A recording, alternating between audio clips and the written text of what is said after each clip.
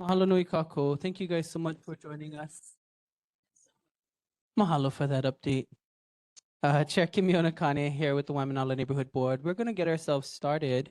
It is 7 o'clock, so we'll call this meeting into order. And we just want to mahalo everybody for joining us today, our regular meeting, monthly meeting of the Waimanalo Neighborhood Board number 32. Today is Monday, June 8th, 2026. Again, we're starting at 7 p.m.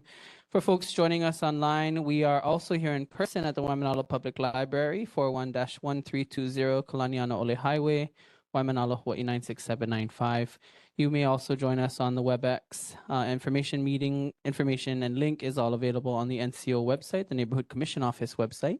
You might find everything that you may need to participate there. And we just want to welcome everybody. Purpose of this meeting, the purpose of the Neighborhood Board and the Neighborhood Board Plan is to increase and assure effective citizen participation in the decisions of government. Anyone wishing to speak is asked to click the raise hand icon, and when recognized by the chair, to address comments to the chair. Remarks should not exceed 3 minutes. Please ensure your microphone is muted unless you are speaking. You can mute and unmute for those dialing in on phone by pressing *6. We ask that people please state your first and last name for the record before moving into your comment or questions. We also invite folks to submit written testimony and submit such testimony by email using the contact information listed on the Neighborhood Commission Office website. We remind folks that aloha has been adopted as a function of our board. Akahai meaning kindness to be expressed with tenderness. Lokahi meaning unity to be expressed with harmony. Olu olu meaning agreeable to be expressed with pleasantness. Ha'aha'a meaning humility to be expressed with modesty. And ahonui meaning patience to be expressed with perseverance in accordance with Hawaii Revised Statutes Chapter 5-7.5. We acknowledge that the board may take action on any agenda item as required by the State Sunshine Law HRS 92. Specific issues not noted on this agenda cannot be voted on unless added to the agenda. Doing so requires a 2/3 vote. For this board, it would be 9 of 13 members, and that would be to consider adding the item to the agenda. Doing so, however, is not permitted if 1, the item to be added is of reasonably major importance, and 2, action on the item by the board may in fact affect a significant numbers of persons. Determination of whether a specific matter may be added to an agenda must be done on a case-by-case basis. We ask folks to please silence your electronic devices. We also recognize that this meeting will be recorded. For board members participating online, you will be asked to provide your responses online, with your camera on. So just acknowledging that as well. So mahalo nui for being here. We're going to ask if someone will open our meeting up in Pule or Oli. Do we have any volunteer participant here in person or online who would be interested in opening our meeting for us this evening?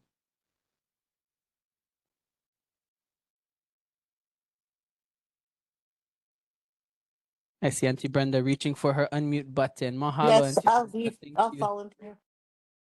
Mahalo Keakua for gathering us here tonight, and we thank you for Waimanalo. We thank you that we could be here together as board and community members. We ask for good communication. We ask for wisdom. We ask for all the things that Kimiona just talked about with aloha, and we thank you that you love Waimanalo. In your name we pray. Amen. Great. Mahalo nui. Thank you, Auntie Brenda. We're going to turn it over to our neighborhood board assistant, Melissa, for roll call members. When your name is called, please acknowledge. Again, if you're online, please put your cameras on. Mahalo. Member Hoku Akana. Present. Thank you. Member Kukui Akana. I don't see her right now. She's coming.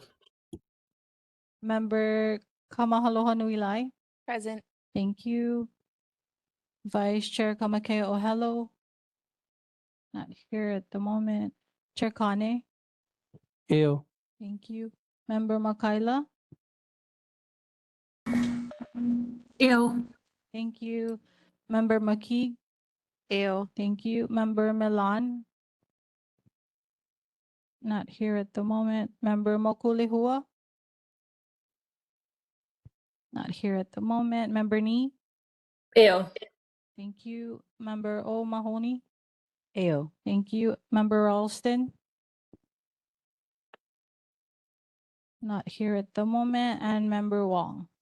Ale. Thank you. Chair, you have 8 members present, quorum established. Thank you so much. We're going to move real quickly into our introduction pieces. We do recognize that we do have a very, very long agenda this evening and hope for some productive conversations. Our Olelo no Ea of the month is the number 29. This comes out of Tutupuku'i's book, Olelo no Ea, and it speaks to Ahuvale na pai pu'u o Ha'upukele. The row of Ha'upukele's hills are in full view, said of anything that is exposed or very obvious. Again, Ahuvale na pai pu'u o Ha'upukele. The row of Ha'upukele's hills are in full view, said of anything that is exposed or very obvious. Next one we have up on our agenda, Lohe ke kupuna. Do we have any kupuna that wish to address the board or community to share any mana'o, any stories, anything at all? Anyone here in person? Seeing none. Any members online or any participants online? Seeing none. Okay, we're going to read from our Puke Sites of Oahu. This is a documentation of community voices from a period of time that we want to revisit.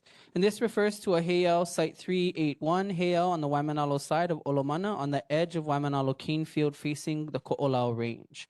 Remains indicate that the heiau was probably 250 feet long and 130 feet wide of 2 terraces. The upper terrace, 75 by 130 feet, is hidden in a heavy growth of lantana. It was 10 feet higher than the lower terrace and was faced with large 2-foot and 3-foot stones. The mountainside was filled with small 2-inch and 3-inch stones for a space of about 20 feet.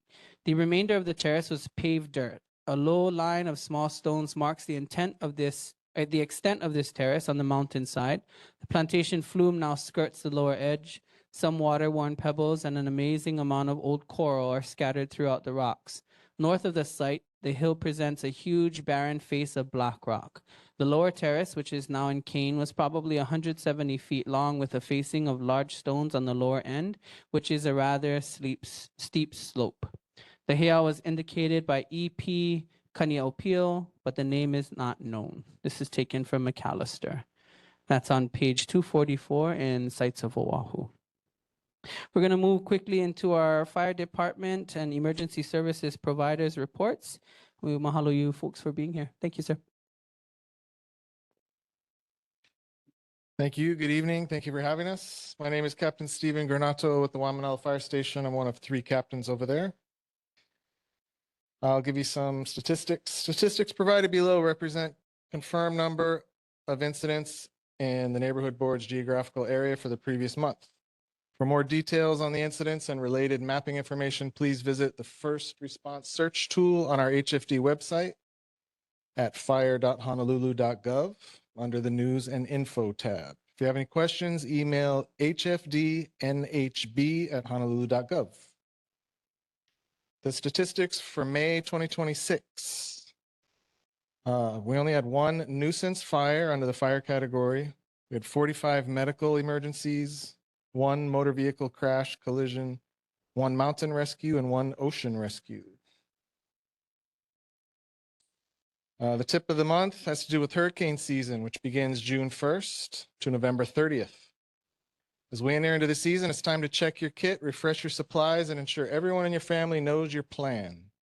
Visit honolulu.gov/DEM to learn about the risks and hazards and how to be prepared. Build your 14-day disaster supply kit that includes everything your household would need to survive for 2 weeks without utilities or access to outside supplies. Check your insurance policies to determine what, if any, hurricane-related damage is covered by your policy. Get appropriate supplies to protect windows. Sign up to get storm alerts directed to your phone at hnlalert.gov. Does anyone have any questions? Thank you so much, Captain. Mahalo for the information. Members online, questions for HFD?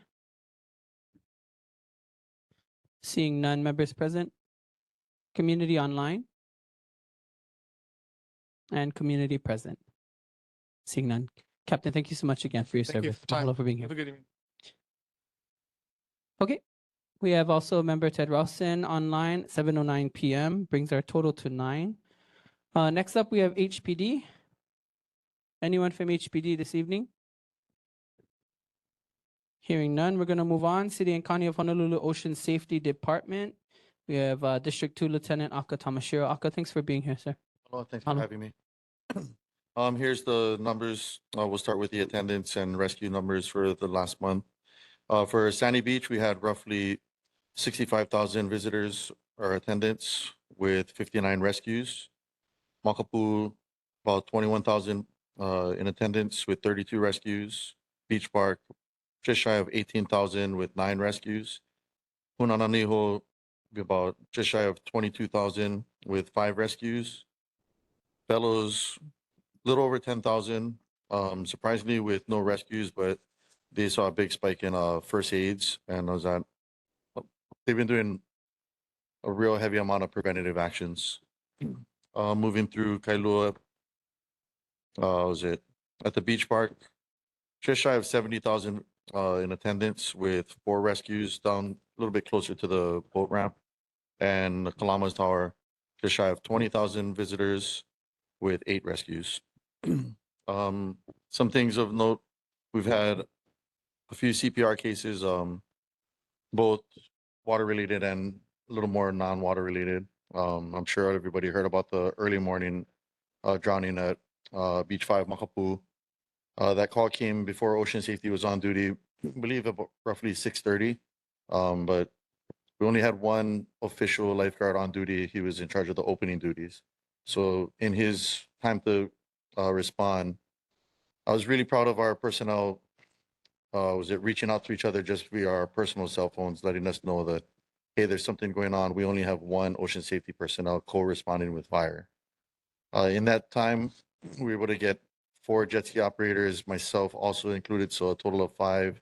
We got a couple other lifeguards that happened to be in the area early before work that showed it up, and we borrowed a couple early morning personnel from Hanama Bay. So in about maybe the span of 10 to 15 minutes, we were able to get a team of, I'd say, just probably at least 9, maybe 10 people to co-respond with fire. Unfortunately, as everybody heard, the female didn't make it, but a positive note in our hearts is that they were able to locate her and at least have some closure for the family. So we're really grateful that EMS, HPD, HFD, and we were able to put together a team on the fly even before ours. So while it wasn't successful in bringing her home safely, at least we were able to bring someone home to the family. Let's see some other things of note. We've had a bunch of people having, was it boat issues, both outside of Spinning Caves. We're already seeing summer is in full effect for us. It was like somebody turned the light switch and it's game on. So we've had PWCs go lose power outside of Spinning Caves during the high south swell. We had back-to-back large south swells. So China Walls, Spinning Caves, Sandy Beach have been really pumping. So we just had the annual bodyboarding contest at Half Point, where we're really grateful that Honolulu them were able to do a beautiful paddle out for John Kamai. Let's see, we've got multiple head injuries. Was it as usual with people getting hitting their head, neck and back injuries at Sandy Beach. A few other significant 78-year-old male CPR in progress.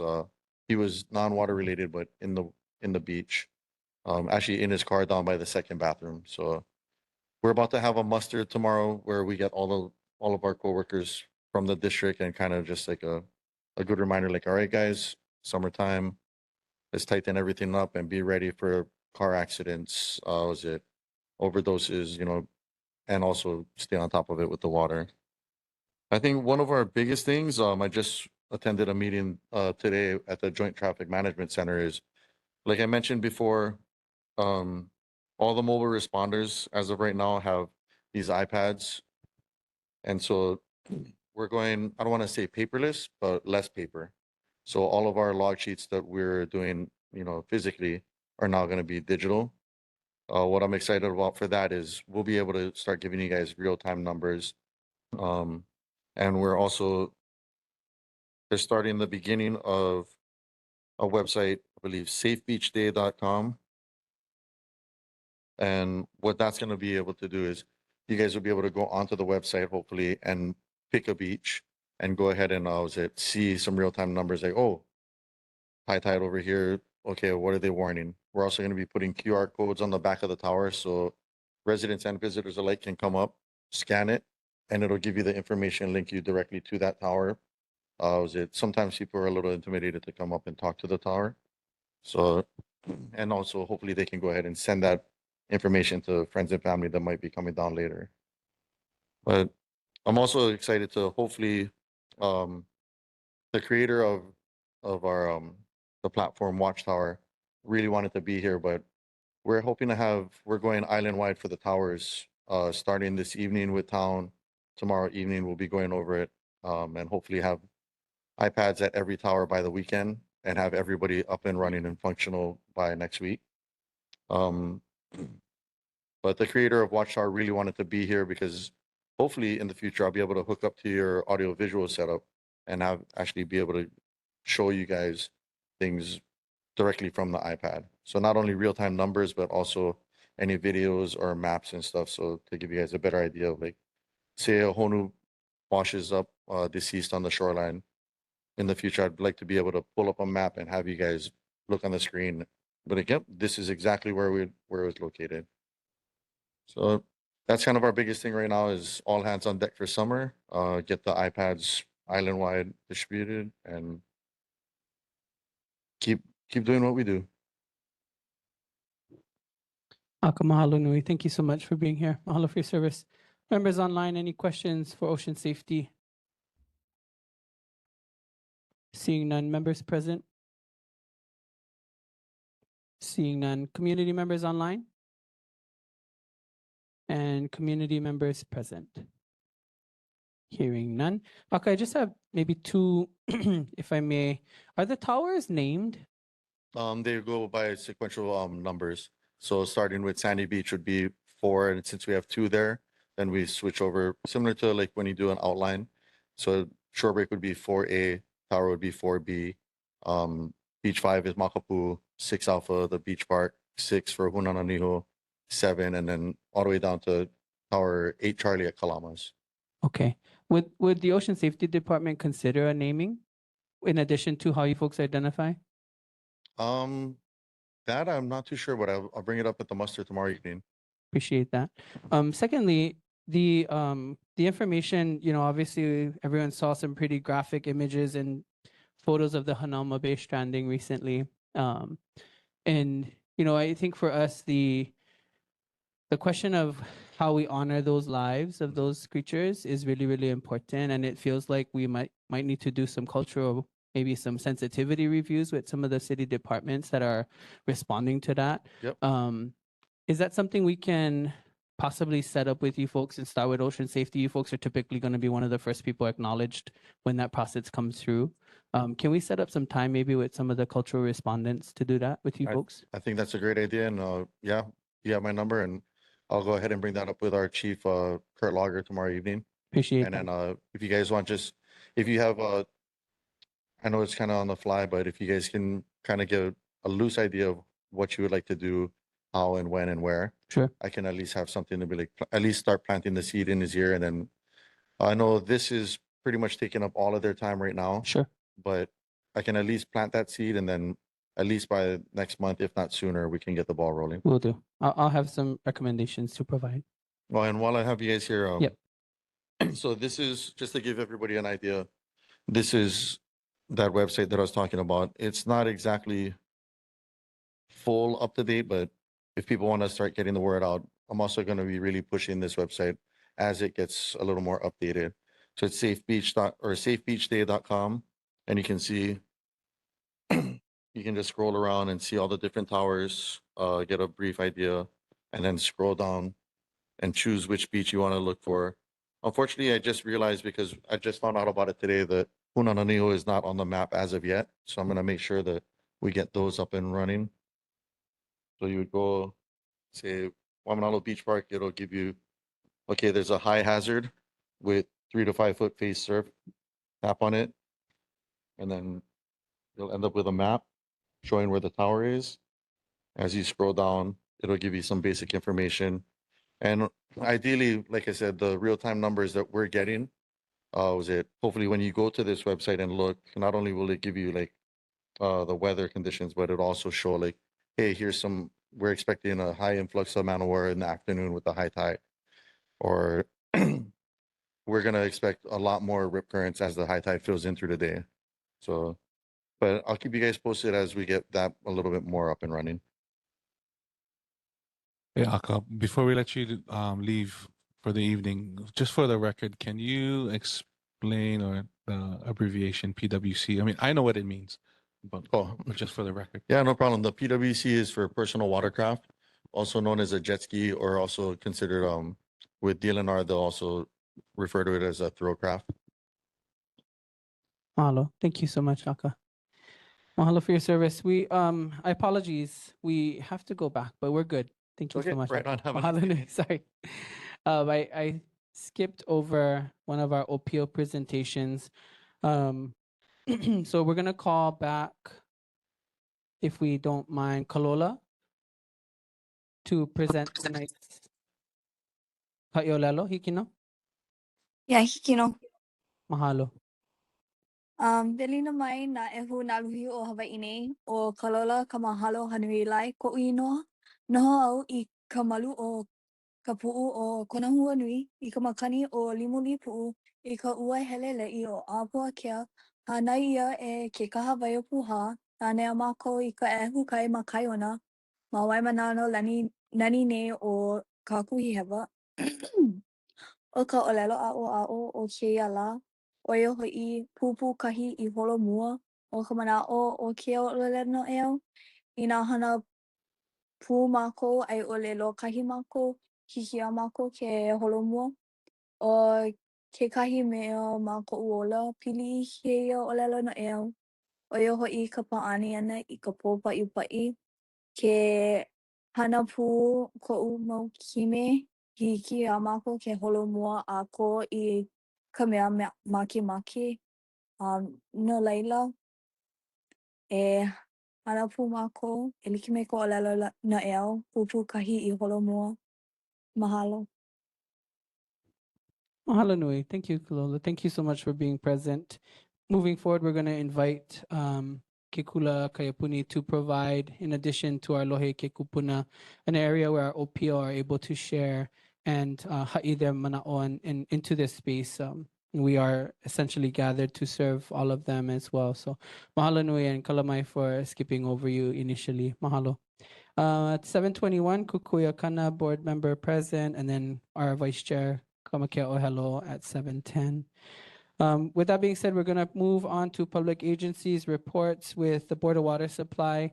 As some may understand, we had invited through the Board of Water Supply a response to one of the questions in regards to the positionality of the board on a particular charter commission amendment. And so we are very excited to welcome the board this evening and their leadership to also, in addition to the update by Danny, just share the positionality there. And then think about ways that we can continue to collaborate on important reasons in our community for us engaging. So Danny, mahalo for being here. Hi, good evening. Danielle Ornelas with the Board of Water. So for the water main breaks for the month of May, there were 3. 20-inch water main installation was in 1960. There was an 8-inch water main break installation was 1973. And then there was another 8-inch water main break, which was installed in 2016. And the message from the board for this month, each year, the Board of Water conducts thousands of tests on the water source and distribution system to ensure that the municipal water meets or exceeds all federal and state safe drinking water standards. Testing results are shared with customers via semi-annual water quality reports received at each home by July and then again by the end of December. You can also get this report online at boardofwatersupply.com/WQR. You can also find additional water quality information, including a large print booklet that describes the origin of your water and substances listed in your report. And then as for last month, there was a questions regarding that large water main break in the night when the fellas were turning water valves in the middle of the night, maybe disrupting people. And I think the question was, they were just curious of the timing and what it was. But basically, water main break runs 24/7. The fellas have to, at sometimes, shut a main to draw water to another line or charge a line, fill a line, do tests and so forth. So if there was any inconvenience or if it was a little noisy, I apologize for the boys and girls. And then let's see. And then also there was the thing about the water wagon. So we have Kathleen here with some information regarding update. Again, if ever this happens and you need water, please just call us back. You can also call 911. Yeah. So Kathleen. Thanks, Danny. Aloha Chair, aloha Board. Nice to see everybody. Welcome. So it was brought up from one of your community members, I guess the resident manager for Banyan Tree, said it would have been nice if the Kapuna had a number to call. So they thought, well, can you guys do copies and then distribute them? And we've done that in the past. Back a number of years ago, we had a main breakdown in the Hawaiian Homes area, and we did exactly that. Unfortunately, main breaks, as we know, don't only happen at convenient hours. They usually actually happen at very inconvenient hours. And so what we decided to do was make magnets for you guys. So we've made these magnets, and I can either leave them with the board, or if somebody knows who the manager is at Banyan Tree, send me the number, the contact information, and I will personally deliver it to them. And not only just Banyan Tree, I know you have a number of homes out here for senior complexes. Let us know who they are. Chair knows how to get a hold of me, and we're more than happy to come down and take them personally to these folks. But this way, they can just put it on their refrigerator and they have it there permanently. And it also talks about power outages and natural disasters, just so people have information on all of those things. So I'm just going to leave one of these with these. There's enough here for all the board members and anybody in the audience that would like some. Mahalo nui, Kathleen. Thank you so much. In response to Chair's request regarding the Charter Commission, P-177, Mr. Lau is here tonight to talk about the BWS's position on that and then potential collaboration with the community. Thank you. Mahalo nui. Thank you so much, Kathleen. Director Lau, thank you so much for making time for our community. As you have learned in that charter engagement, this was something that the community put a lot of effort into. And so we really respectfully appreciate your time and coming in and speaking with us and sharing the board's position, and looking forward to how we might engage with you in the future. So thank you so much. The time is yours. Yeah, thank you, Chair. I'm the manager, Ernie Lau, Board of Water Supply. I didn't grow up in this community. I actually grew up in Waipahu on the other side, the leeward side, on the shores of Pu'aloa. Went fishing there as a young child many times, and that's my roots, Pu'aloa and leeward side. But I thank you for having us here tonight. Thank you, Chair, for bringing up the charter amendments that the community proposed here. And I just I wish there was an opportunity actually to sit down and talk story before we went in front of the Charter Commission, because from my perspective, it takes a lot of effort to provide everybody on this island safe drinking water every day. And it takes a lot of cost to operate and maintain the infrastructure. Our annual budget is about, with our operating budget, which is about 311 million, and over 286 million is for our capital improvement program. So for this year, actually for FY27, our projected operating budget is about $570 million. So Kalamai, for the math, I may be a little bit off there, but it's over $500 million to operate and maintain this water system. So I really recognize that water is a human right for everybody, safe, clean drinking water. Our mission is that exactly that. It's to provide safe, dependable, and affordable water now and into the future for our community. Because our Kuleana is not just for the present, but it's also for the future to ensure that our water resources, the water needed for our community to survive and to thrive, will be available for the future generations to come. And like many believe, for 7 generations or more. That's how we have to think.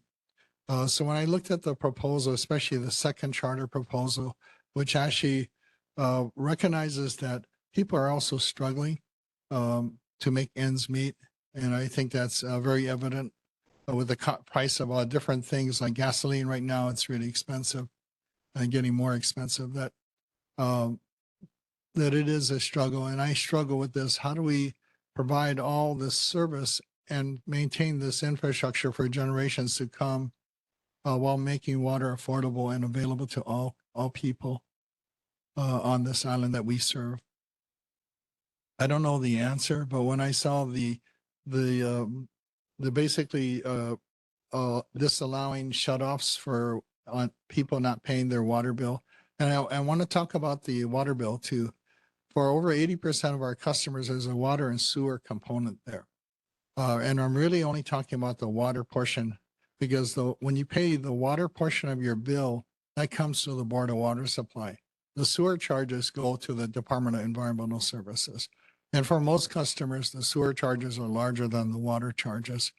But unfortunately, because both exist on the same bill, we're obligated to collect on the entire bill.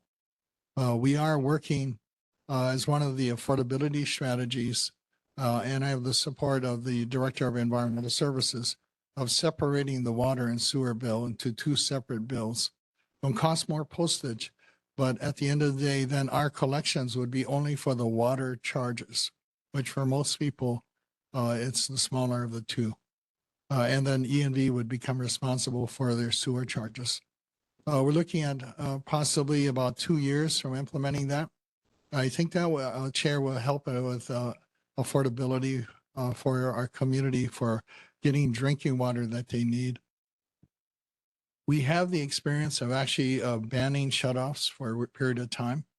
It's hard to believe, but COVID, in 2020, when it started, we basically suspended all shutoffs, realizing that people needed to shelter in place many times, especially in the beginning before the vaccines became effective, and they needed access to water.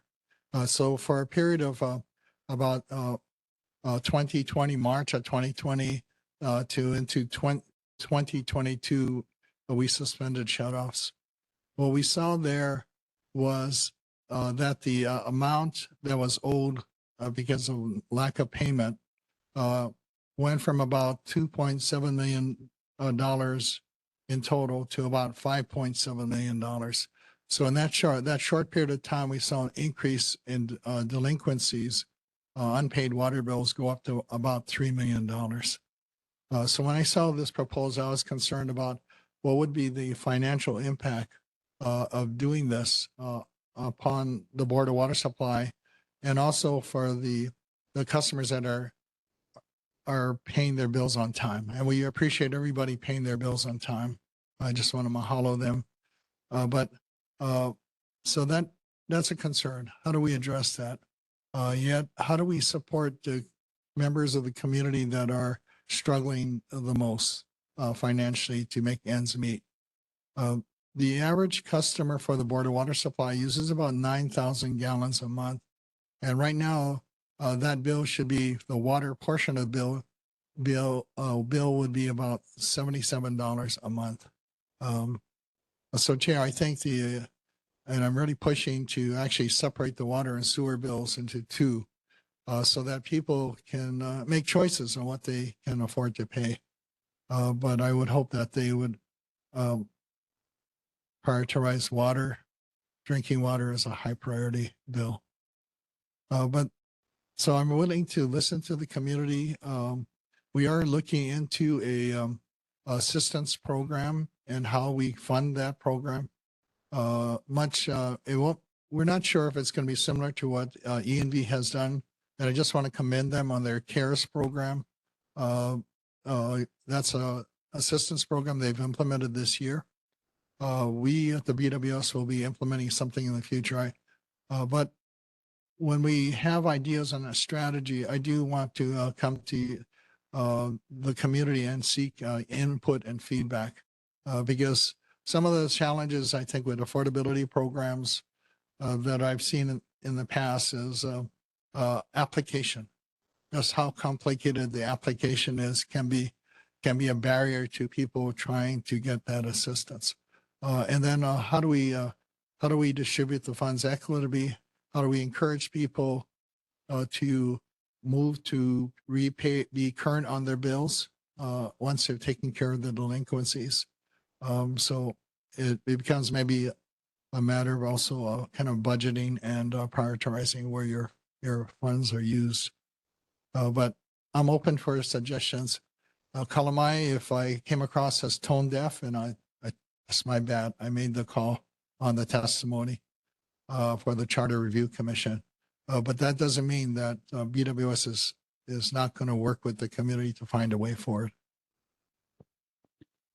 Thank you so much for presenting the position, the background. I think we agree often in what we think and do. And so this isn't a matter of us saying that, you know, this is problematic. I think we do want to figure out how we progress to ensure that this is effectively a part of every person's rights to have water, right? And I think that's going to be a continual conversation. So we really appreciate you folks coming out and sharing the mana'o.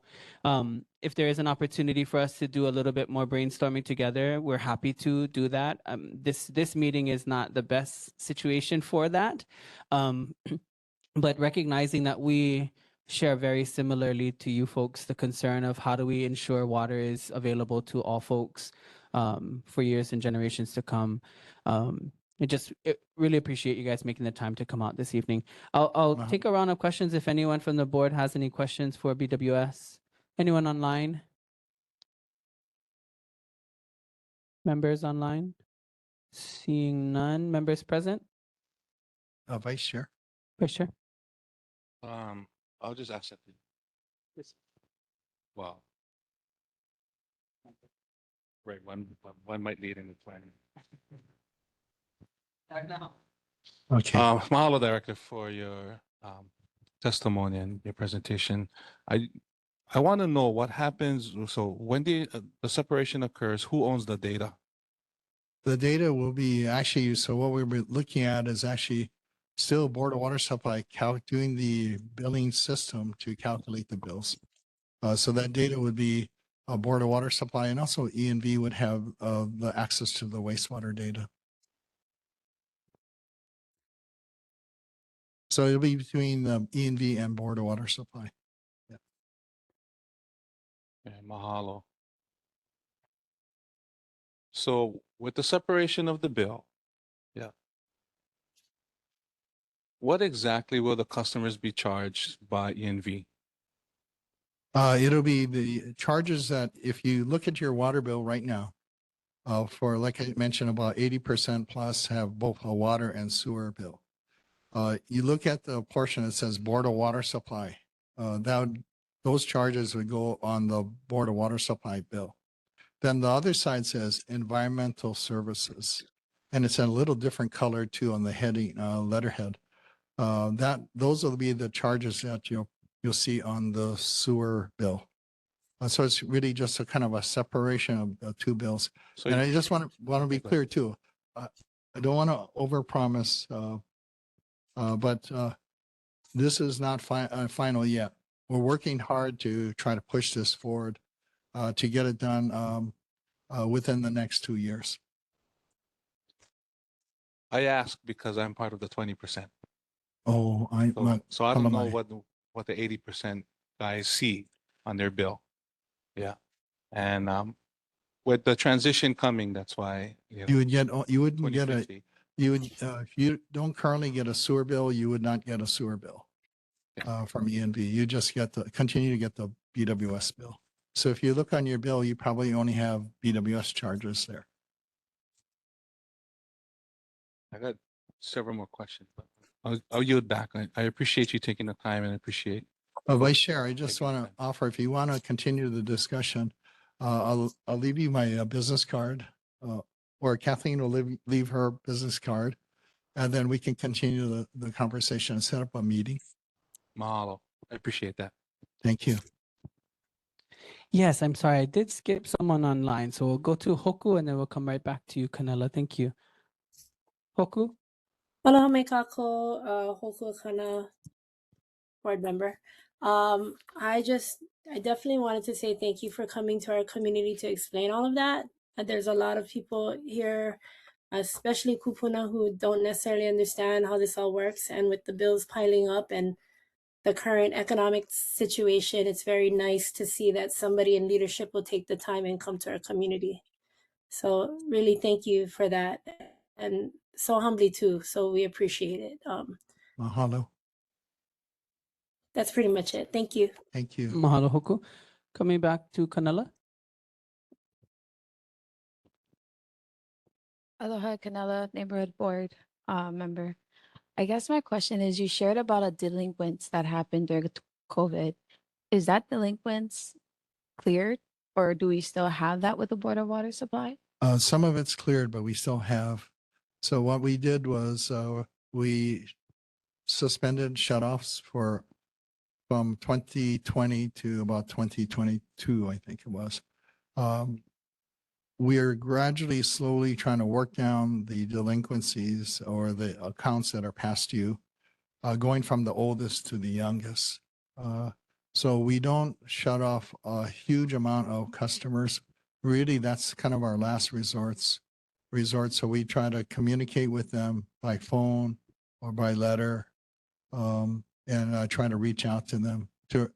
What we have is we have payment arrangements, maybe 6 months to a year along, and there's no penalty for late payment. We don't charge fees for late payment. And we want people to try to pay what they can afford to pay. Sorry, one more follow-up question.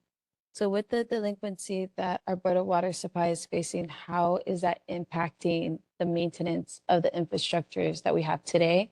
And how is it going to impact the future? Yeah, so right now it's a relatively small percentage, maybe and 3 and 4% of our revenue. Sorry, $3 to $4 million right now. Well, actually, hold on. Yeah, I got the numbers. So my memory getting kind of bad now. So right now, total delinquencies, these are 3 categories: residential, commercial, and government. Because you also get sometimes, businesses that don't pay their bills. It's a total, as of May last month, $5.3 million total. On the residential side, it's grown from pre-COVID by about $1 million. So it's about $3.7 million in residential late payments, and commercial accounts are about $900,000. So we try to hold all our customers of different types accountable to pay for their share of their bill, which is paying for their service to get water. I have one more question. Okay. Thank you for sharing that. So when a person or resident goes and applies for like resources to help pay back, is the Board of Water Supply covering the Board of Water Supply and the ENV as one utility? Yeah, what we're doing right now, if you have a water and sewer bill, we're collecting on the total amount that's not paid. Okay. And it's proportioned out. I think it's 60-40, or 60% of what we collect would go to ENV and 40% would come to the Board of Water Supply. And it's done because, that's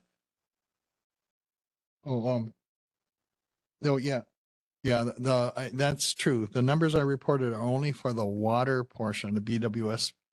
I'm not reporting for ENVs, but you bring up a very good point. So currently we proportion it out. So we try to collect on the total bill, they portion it out, I think it's about 60-40. 60% going to E&B because they're usually a larger component of the bill and 40% to the Board of Water Supply. If I get my dream, and that's my dream that we actually have separate bill, then when we do try to collect, it would be only on the water portion of the bill. E&B would be their kuleana to collect on the sewer charges. Thank you so much. Mahalo, Canela. Seeing no other board members here online, we have Johnny May Perry. Aloha.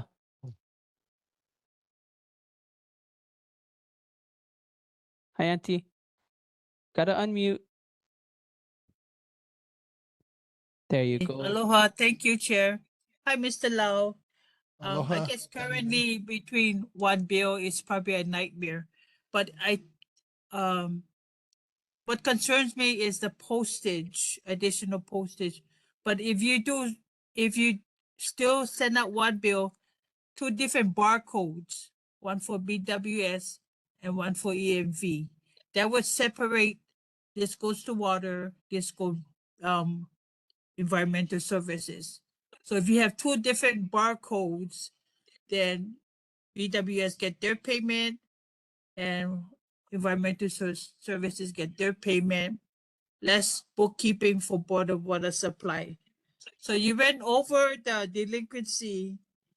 So you didn't give government. So government is like 1.7 million delinquent. Right now, it's about $750,000. Shame on the government. Yeah.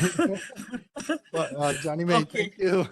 But government is not the speediest, so they kind of take time, but they pay. Yeah. Yeah. We try to encourage them and remind them to try to pay on time, but You're very generous in your collection measure. I did collection, and you wouldn't want to be in that situation with us at that point in time. You're very generous to the public. It delays CIP funding for projects and so forth. Thank you, Mr. Lau. I hope you get your promise. But if you do two different barcodes, I think that would work. Thank you. mahalo, Mahalo, Johnny Auntie Johnny May. May. Good to Any see other Thank members you. online, community members for BWS? Seeing none, members present. Right, Martin? Sorry, can we get you a microphone, ma'am? Thank you. Thank you. Environmental services, they never cut off service. Is that accurate? It seems like it would be a huge public health hazard if they were ever to cut off services. So do they rely on you folks to be the carrot to get people to pay? And then if it's separate, they will have to figure out some other mechanism to incentivize people to pay, because I assume they could realistically never cut off services, right? I don't know anything about environmental services and what they do in terms of cutting off services. Yeah, I understand because it's kind of hard to cut your sewer lateral off. Yeah. And what could happen. That is a good question. If they will ask us to say continue to shut off water for unpaid sewer bills, we'll have to research that and see what the ordinance currently says, the city ordinance. But you bring up a very good point, Representative Martin. Mahalo. You had a question? Seeing no other comments here. I also, Danny, just for, I guess, the record, Lucanella had a recent break a couple of months back. The area that Lucanella that they kind of restored, the asphalt there is really wonky, and just wondering if that's a BWS to go in and repave that, or is that working with the city? Yeah, Chair, we will go back and fix it. In fact, I'll make sure I talk to our head of field operations. We usually have 30 days to go back and fix it, and it's a matter of getting permits because it's not considered an emergency repair. Sure. So we have to get the permits, but we'll go back and I'll get you a date on when they expect to do that. Thank you. Got it. Thank you. Okay, last one, and then we're gonna move on. Go ahead, Canela. Aloha, Canela Neighborhood Board. I don't know if it's a question or a comment, maybe it's a question. If the Board of Water Supplies could please go back to Hihimanu Street. So where the Board of Water Supply sewer cover is, it's still leaking around the whole water. Yeah, please, maybe give Thank you. us the location later. It was where you guys were last month. Well, we had on our the main 17th. break on the 20-inch. Yes, Oh, it's still leaking water around the manhole cover. yes. Hihimanu. Hihimanu. Yeah, it's Hihimanu. still kind of wet and soil over there. Okay, we'll go check it out. Thank you. Mahalo Thanks, for telling Fernando. us. Thank you, folks, all three of you, for joining us this evening. Mahalo nui for your service. Mahalo. Thank you. All right, gang, we're going to move on. We have Mayor Rick Blanchiardi's office. They are not present this evening. They've left us a notation here. This is a memo for the record regarding the concerns addressed at the board's last meeting. This comes as highlights and announcements. This month's highlights from the mayor's newsletter: federal aid deadline approaches as city storm response continues. David Lazar, named Honolulu police chief. City initiatives reducing homelessness on Oahu. Ahuiho, former managing director Mike Formby, and expanding access to local food on Oahu. And then the city is offering microloans to local small businesses. You may sign up for the mayor's newsletter at honolulu.gov/mayor/newsletter. Oahu Food Systems draft plan open for public comment. The Mayor's Office of Climate Change, Sustainability and Resilience, CCSR, has released a draft of the first ever Oahu Food System Plan, a strategic implementation focused action plan that defines the city's role in Oahu's food systems over the next 5 years. It outlines 70 actions that the city can take to improve how food is produced, distributed, accessed, and disposed of while supporting the health of our communities, economy, and environment. Share your mana'o by June 30th, 2026. To review the draft plan, please visit resilientoahu.org/food systems plan. Again, resilientoahu.org/food systems plan.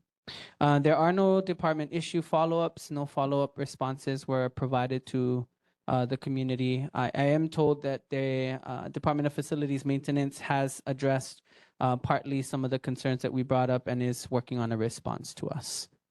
With no representative present, though, does any member of the board online have any questions for the city?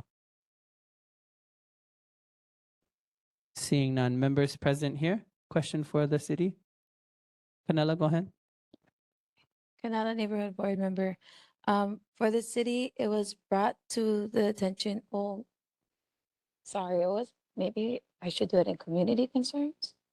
So there's a houseless family at Makapu'u that was saying that HPD has approached them about a sweep that is coming up. So the family is asking, what do they have to do to prepare for it? And how is the city, state, and those that are working with houselessness is going to be there, I guess, during the sweep? And if the city could possibly give a date or time that they'll be there. Mahalo, thank you. You have a question for the city? No? Okay. Mahalo. Any other members? Question for the city? Seeing none. Community members online? Seeing none. Community members present? Seeing none. We're going to go ahead and move on. Mahalo nui, everyone. Same for the Department of Transportation. Mr. Abe is not able to be with us this evening. Let me just check real quick if he sent a response. Okay. He didn't have any response for us this evening, but do we have anything that he needs to follow up with? Members online for Department of Transportation. Seeing none. Members present. Kuike? Yeah, mahalo, Chair. I don't know if this is a DOT issue, but on Huli and Kalaniano Ole, there's a communications line, I believe, that's really low to the ground, possibly like 6.5, 7 feet off the ground, which could possibly become a hazard that could turn into a DOT problem. So I just wanted to flag that for our brother Casey. Noted. Mahalo. Any other members present? Seeing none. Community members online for DOT, Department of Transportation. Seeing none. Members present? Seeing none. Mahalo. We're gonna press on, gang, to our community organization reports. Waimanalo Elementary and Intermediate School. Hearing none. Blanche Pope Elementary. Kikulakayapuni o Waimanalo. Hearing none. Malamahonua Public Charter School. Hearing none. Kikulakayapuni o Kailua Hoku. Sure.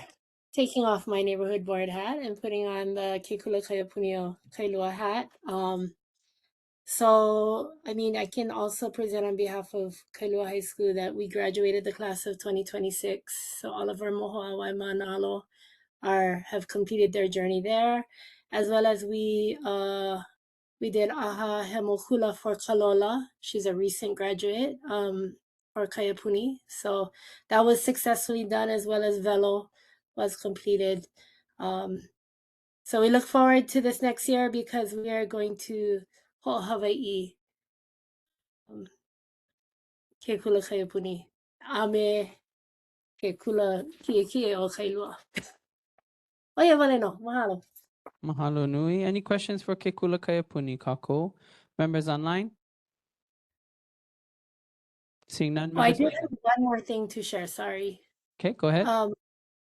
Last I checked, so in the discussion on the Kayapuni continuum, that the 7th grade Kayapuni at Kikula Kayapuni Waimanalo will be moving forward at Waimanalo Intermediate. They are looking for a kumu, but there is a backup plan that one of the kumu from the Kulaha'a will move up to ensure that another class doesn't get lost. Mikai. Mahalo. Members present? Canela? None? Okay. Community members online? And community members present here? Seeing none. Mahalo nui hoku. Thank you for the update. Hui malamo kikai. Hearing none. Windward Community College. Chancellor, thank you for being here. Aloha, Chair Kane and members of the Neighborhood Board. I'm coming to you live from Arizona, where we are offering our Hawaiian 100 class to the men of the Saguaro Correctional Center here. So today was the first day of class. They were super engaged. Professor Mickey Cook did an amazing job with them. Lots of critical thinking. And yeah, it was all about language use in Hawaii today. Interesting day. Okay, I have 3 things. One is we also completed our graduation. It was the largest class to walk across the stage at Windward Community College ever. It was a little crazy, as some of you might remember that night. Some of you were there. I want to thank the community for kindness and patience and understanding. We had lightning hitting all over the back of campus, and we decided that it was not a smart idea to put in a steel frame tent, which a river was then running through exactly where all of our media equipment was. So in 45 minutes, we moved it from the tent to inside. There was a lot of help and just a lot of aloha, understanding, and support. So we did our best, and we're really proud of those graduates, but again, really thankful to everyone who attended that day. Palau Hekili, our middle college, which is 9th through 12th grade, we'll have our first class of seniors this year, is still, I believe there's 1 to 2 slots possibly open. If you know a rising 9th grader who would benefit from small class sizes, being in a college environment for half of their time at the high school, Kailua High School, for part-time, and also doing internships in the community with various agencies and with Chair Kane as well. He's been a strong supporter for our students. We're really thankful for the work he's guided them with. Please, you apply through Kailua High School. When they choose their program of study, they would choose Halau Hikili. There's no cost to it, and they eat with our students. They study with our students. It's a really great program, and it's been a privilege to watch the students in this program really grow. And then finally, I've got some exciting news about a new scholarship that we're going to do. So in the past, we've been offering ho'ole, which it covers the cost of tuition not covered by financial aid for all graduating seniors from public and public charter schools on the Windward side. This year, we've put aside some of our funding that we had to make it possible for all of our last year freshmen who are becoming sophomores this year. We will do a second year ho'ole to help them be able to persist and graduate. So if you know anyone who got ho'ole as a freshman last year and they're worried financially, we've added ho'ole second year. We just were able to couple off the funds this past like a week ago. So we went through all our financial aid and tried to figure out what to do to make it happen so that higher education and the cost of tuition is not a barrier for anyone on this side of the island. That's everything. Mahalo. Chancellor, mahalo nui, congratulations on your work. Members online, questions for WCC? Seeing none. Members present? Kanala? Oh, Hoku? Sorry, Hoku. Aloha artists. I did have one question.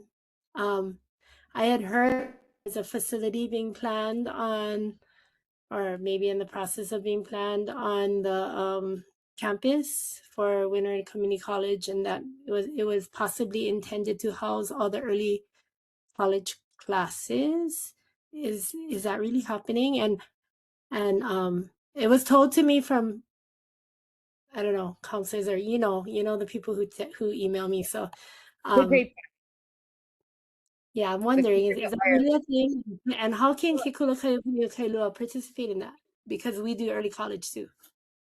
So I think they were reading my Christmas wish list, but we have one undeveloped building on campus, and I'd really like to, I have to go through some internal processes and also with the system, but I'd really like to see that program. It housed the law library for a while.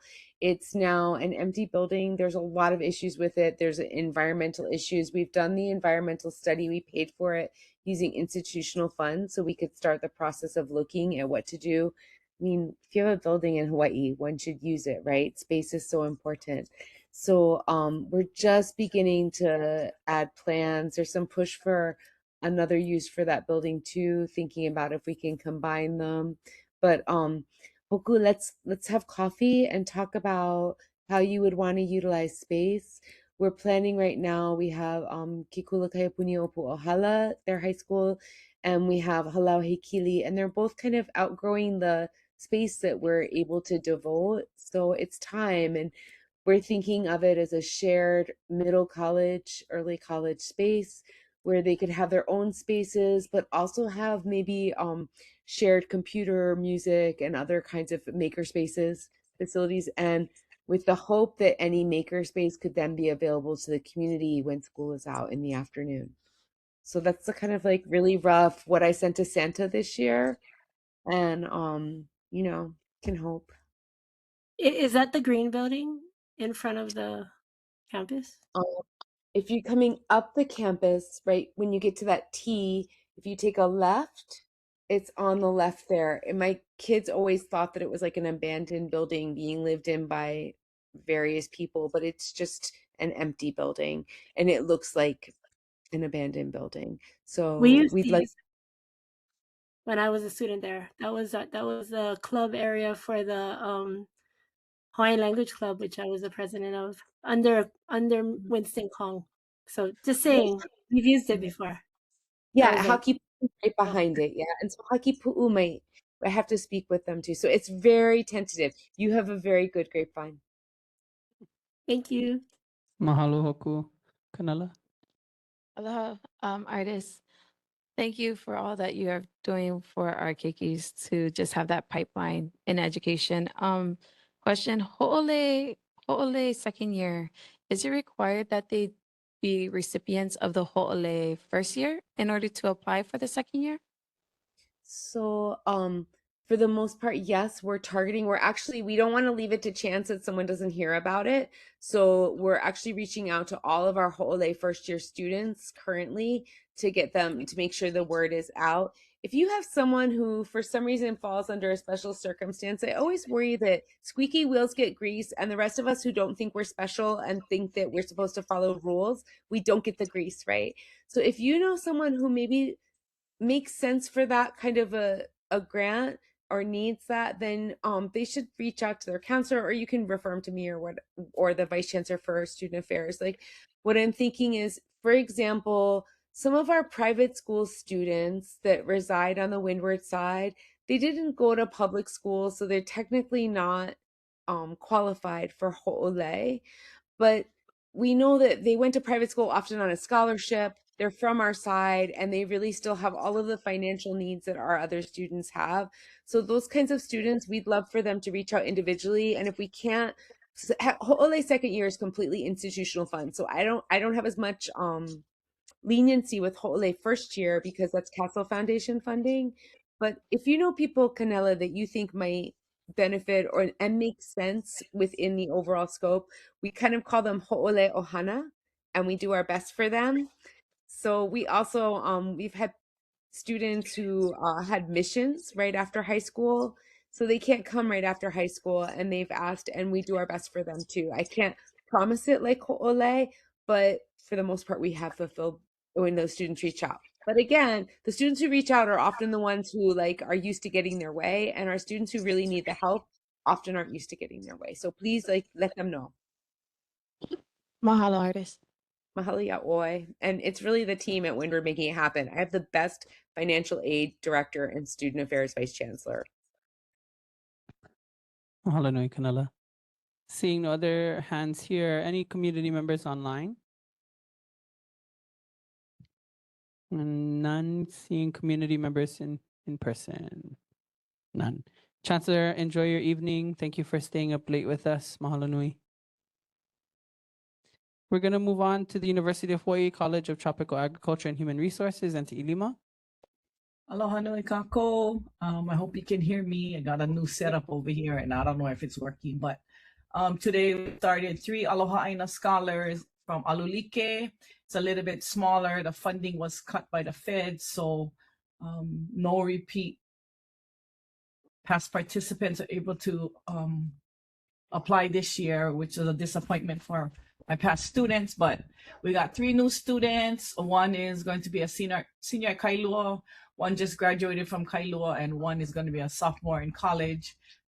All 3 of them also belong to CTAR's second year program, which is Summer Research Institute, where we have mentors and mentees. So myself and Dr. Radovich are co-mentoring these 3 students. They have to do a presentation, post a presentation on July 24th, as well as a final project of research that they're going to be doing during the summer with us for the next 8 weeks.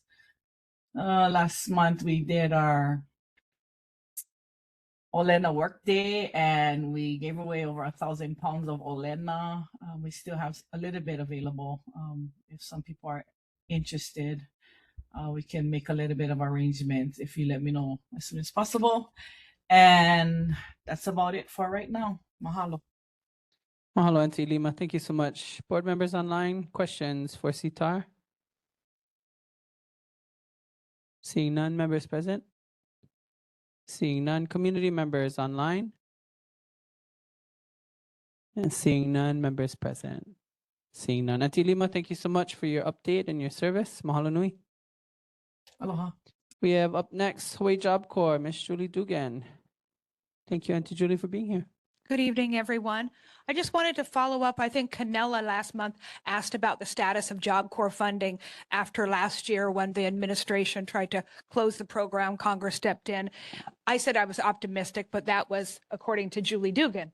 But last week, we did get some good news that the House Appropriations Subcommittee on Labor, Health, and Human Services, which includes Job Corps funding, introduced their fiscal year budget, which includes, of course, Job Corps funding.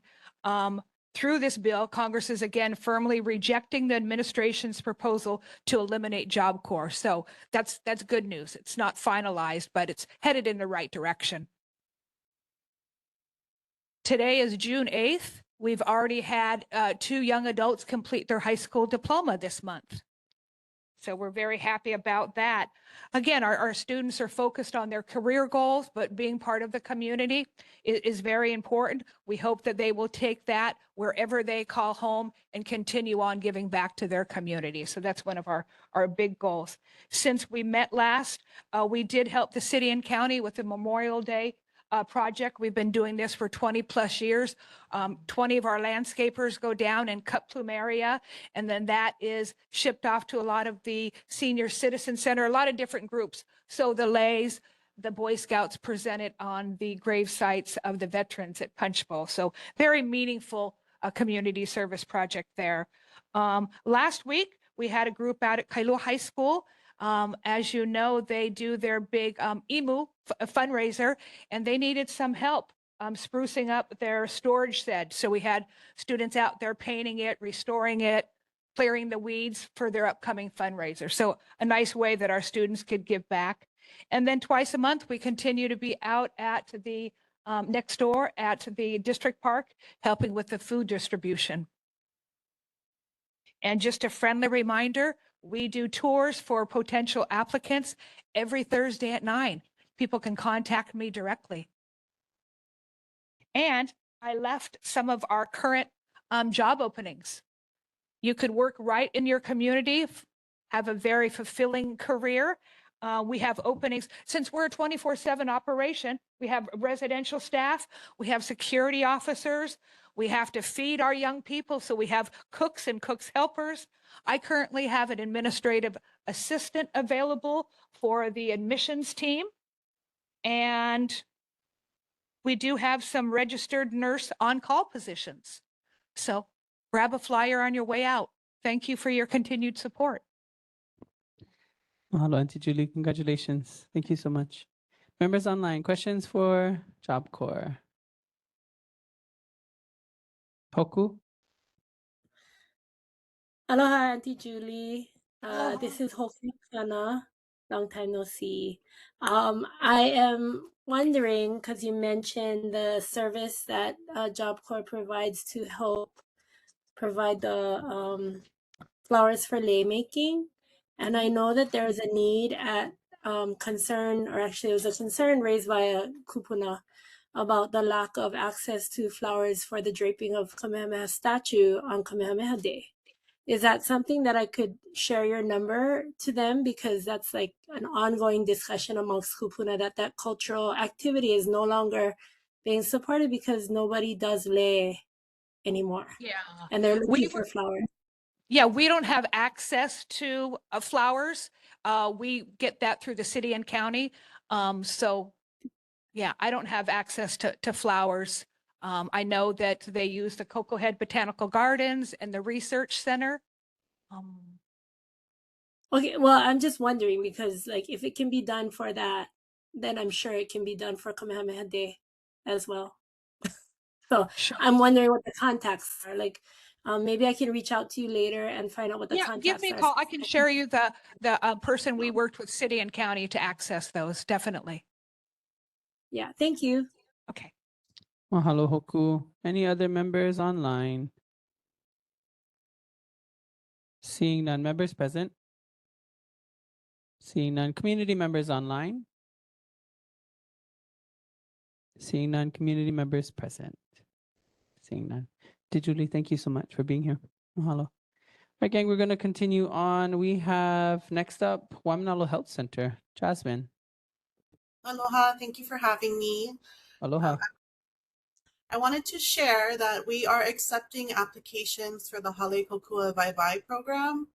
That's a program that provides Native Hawaiian families and individuals on Oahu with rent and mortgage assistance. The applicants have to demonstrate financial need, either needing a deposit or first month rent payments for rapid rehousing and homelessness prevention, or at risk of homelessness with rent or mortgage payments that are overdue. So I'll put a link in the chat that has more information about that program. Just wanted to announce that we are taking applications for that. Secondly, I share this every month. We are hiring. So if anyone is looking for a position in Waimanalo at the health center, we have a variety of positions available in different areas of the health center. So I'll put that link in the chat as well. Those are my announcements. Jasmine, thank you so much for the updates. Mahalo nui. Members online, questions for the Health Center? Seeing none members present? Canela? Aloha neighborhood board member. Thank you, Jasmine. For the employment, does the applicant have to be over the age of 18 to apply for positions at the health center? I need to check. I do not know the answer to that. I can go to our careers page and read there, but I'll also check with our HR team and get back to you. Thank you so much, Jasmine. Mahalo, Canela. Anyone else? Seeing none community members online? Seeing none community members present. Great. Jasmine, thank you so much for making time this evening. We appreciate your service. Mahalo. Thank you for having us. We're going to move on to Waimanalo Homestead Association. Hearing none, we're going to continue on. Bellows Air Force Station. Hearing none. Marine Corps Base, Hawaii. Christy, mahalo for joining us.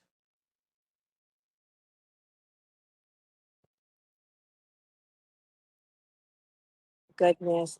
There Hi, you I was go. having Hi. some issues. I had to turn off my camera because I think that my internet won't be able to hold.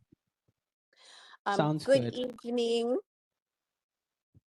A few things to share. I wanted to start off with the beginning of May.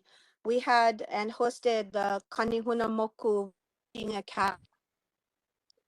They sailed into waterfront, and the students on board were from Malama Honua. It was really nice to get to know the principal, Denise Espinada, and we had some conversation about some upcoming hopeful opportunities to engage more with some of our Waimanalo students. On the 21st of May, we had the change of command. Colonel Stephen DeTrinis took command, and Colonel Jeremy Bevan on to his next responsibility, which is still on island. He'll be up at Camp Smith at Indo-Pecom, and Colonel Stephen DeTrinis is on board and off and running. July 4th for the Kailua 4th of July parade.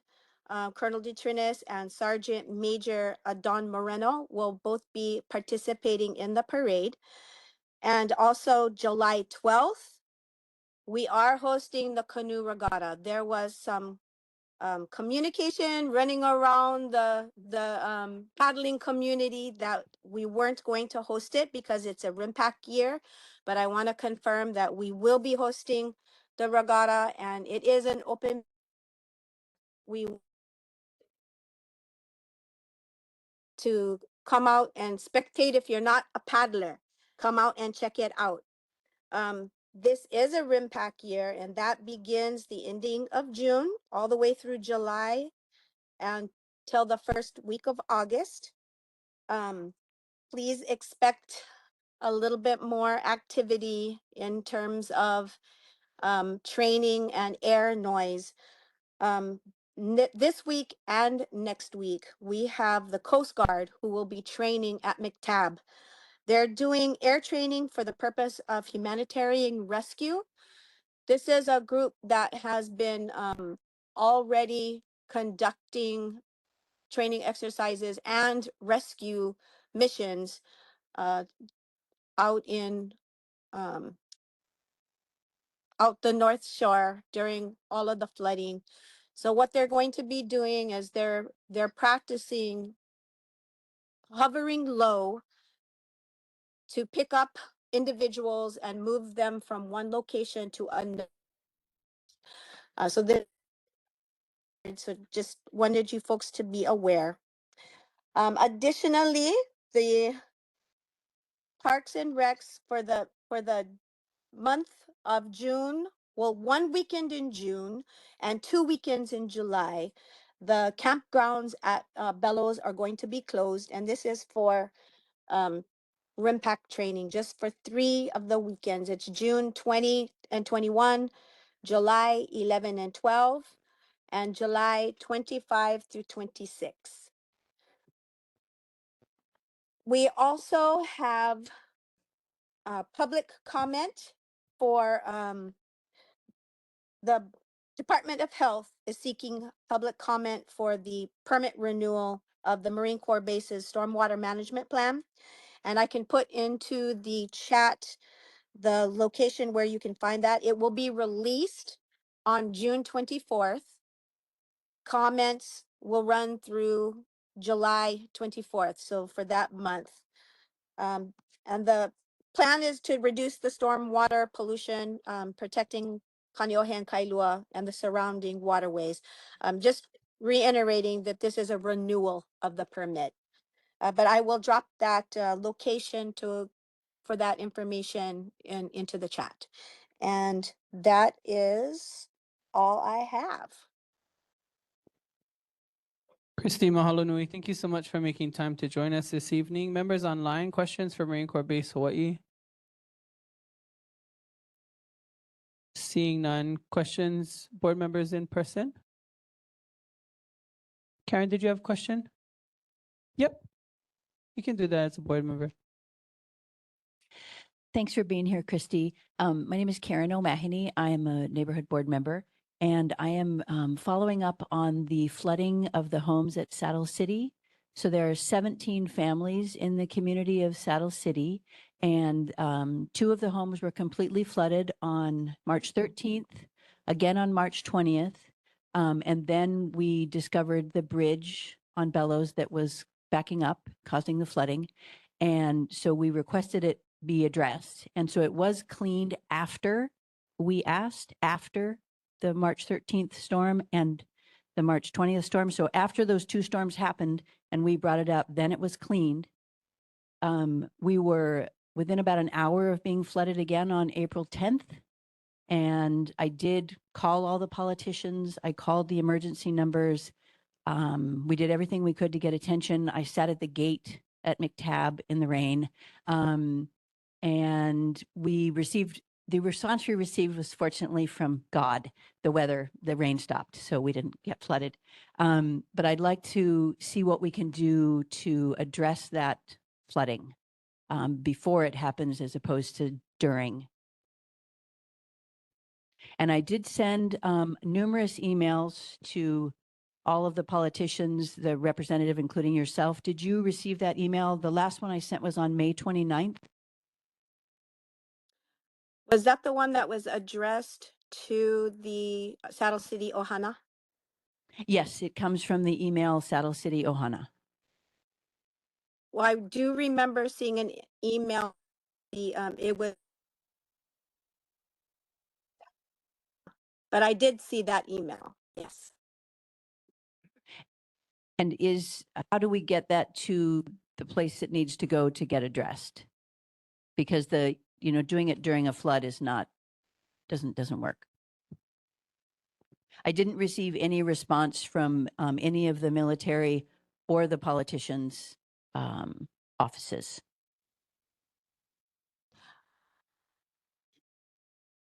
I know that our McTab staff is monitoring, but that's all the information that I have currently. So your question is how to get your email to the right staff? Is that your question? Who can take action? Because monitoring doesn't work. We actually have to make a change to the bridge so it doesn't flood the community. The bridge on McTab, the middle bridge, clogs with debris, and then backs up and fills the Olamana Golf Course, and then backs up directly into the homes of Saddle City. There were 2 families that were completely flooded out. The houses had to be ripped down to the studs. It's an enormous cost for everyone, and we still don't even have the cleanup done because we don't have it. Anyway, but what needs to happen is, what do we need to do to prevent that flooding? Is it a spillway? Is it having a machine there to open a way for the water to go around. We know for certain that the water doesn't go around during the storms. It floods homes. And I think this deserves significant attention. This isn't like a fence at the top of the hill that people have to look at. These are families getting flooded out. And the only reason they weren't flooded out 3 times was because the rain stopped the 3rd time, not because the attention we brought to it got anything accomplished. I do know that our team is aware and they are looking at it. That's all of the information I have currently. Councilmember also made a comment in the chat that says it was addressed to Rep. Jill Tokuda. So because it was federal, so it is CC'd. They were CC'd there as well. But I think, Karen, mahalo for bringing that up. I think we definitely want to make sure that this doesn't just fall off of anyone's radars. And I think we still have time or need to make time to talk through some of the additional concerns around that flooding system. That's one of our board businesses this evening. So it definitely will come in a different maybe direction, Christy, from us as a collective board. But we'll follow up as well with regards to Karen's letter. Okay, sounds good. Okay, thank you. Thank you, Karen. Mahalo. Any community members online? Community members present. Marine Corps Base. Seeing none. Christy, mahalo nui for being here. Thank you so much for your update. We look forward to our continued work. Mahalo. Thank you. Good evening. Aloha. Okay, gang, we're going to move on. Hawaii Army National Guard. Seeing none. We're going to continue on with resident and community concerns, starting with Pono Olu Olu with Mia Lisa Otis, followed by, I listed them twice, Mia, but I don't know if it's 2 separate things, so you guys can figure it out. Okay. Okay. So we'll turn it over to Mia Lisa Otis with the Pono Olu Olu update. Hi, I'm Lisa Otis. I'm representing Pono Olu Olu, and it's a community-based advocacy ohana that supports research, learning, and public education on state, city, and community processes and procedures. Its purpose is to help community members understand and engage with developments impacting TMK 41008-008. And I think we have a slideshow. Yeah.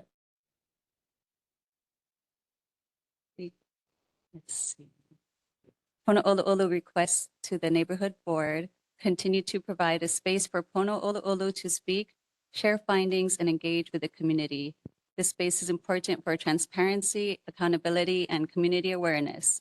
It allows residents to stay informed and ask questions about ongoing issues affecting Waimanalo. Continued support for this platform helps ensure community voices are heard and respected.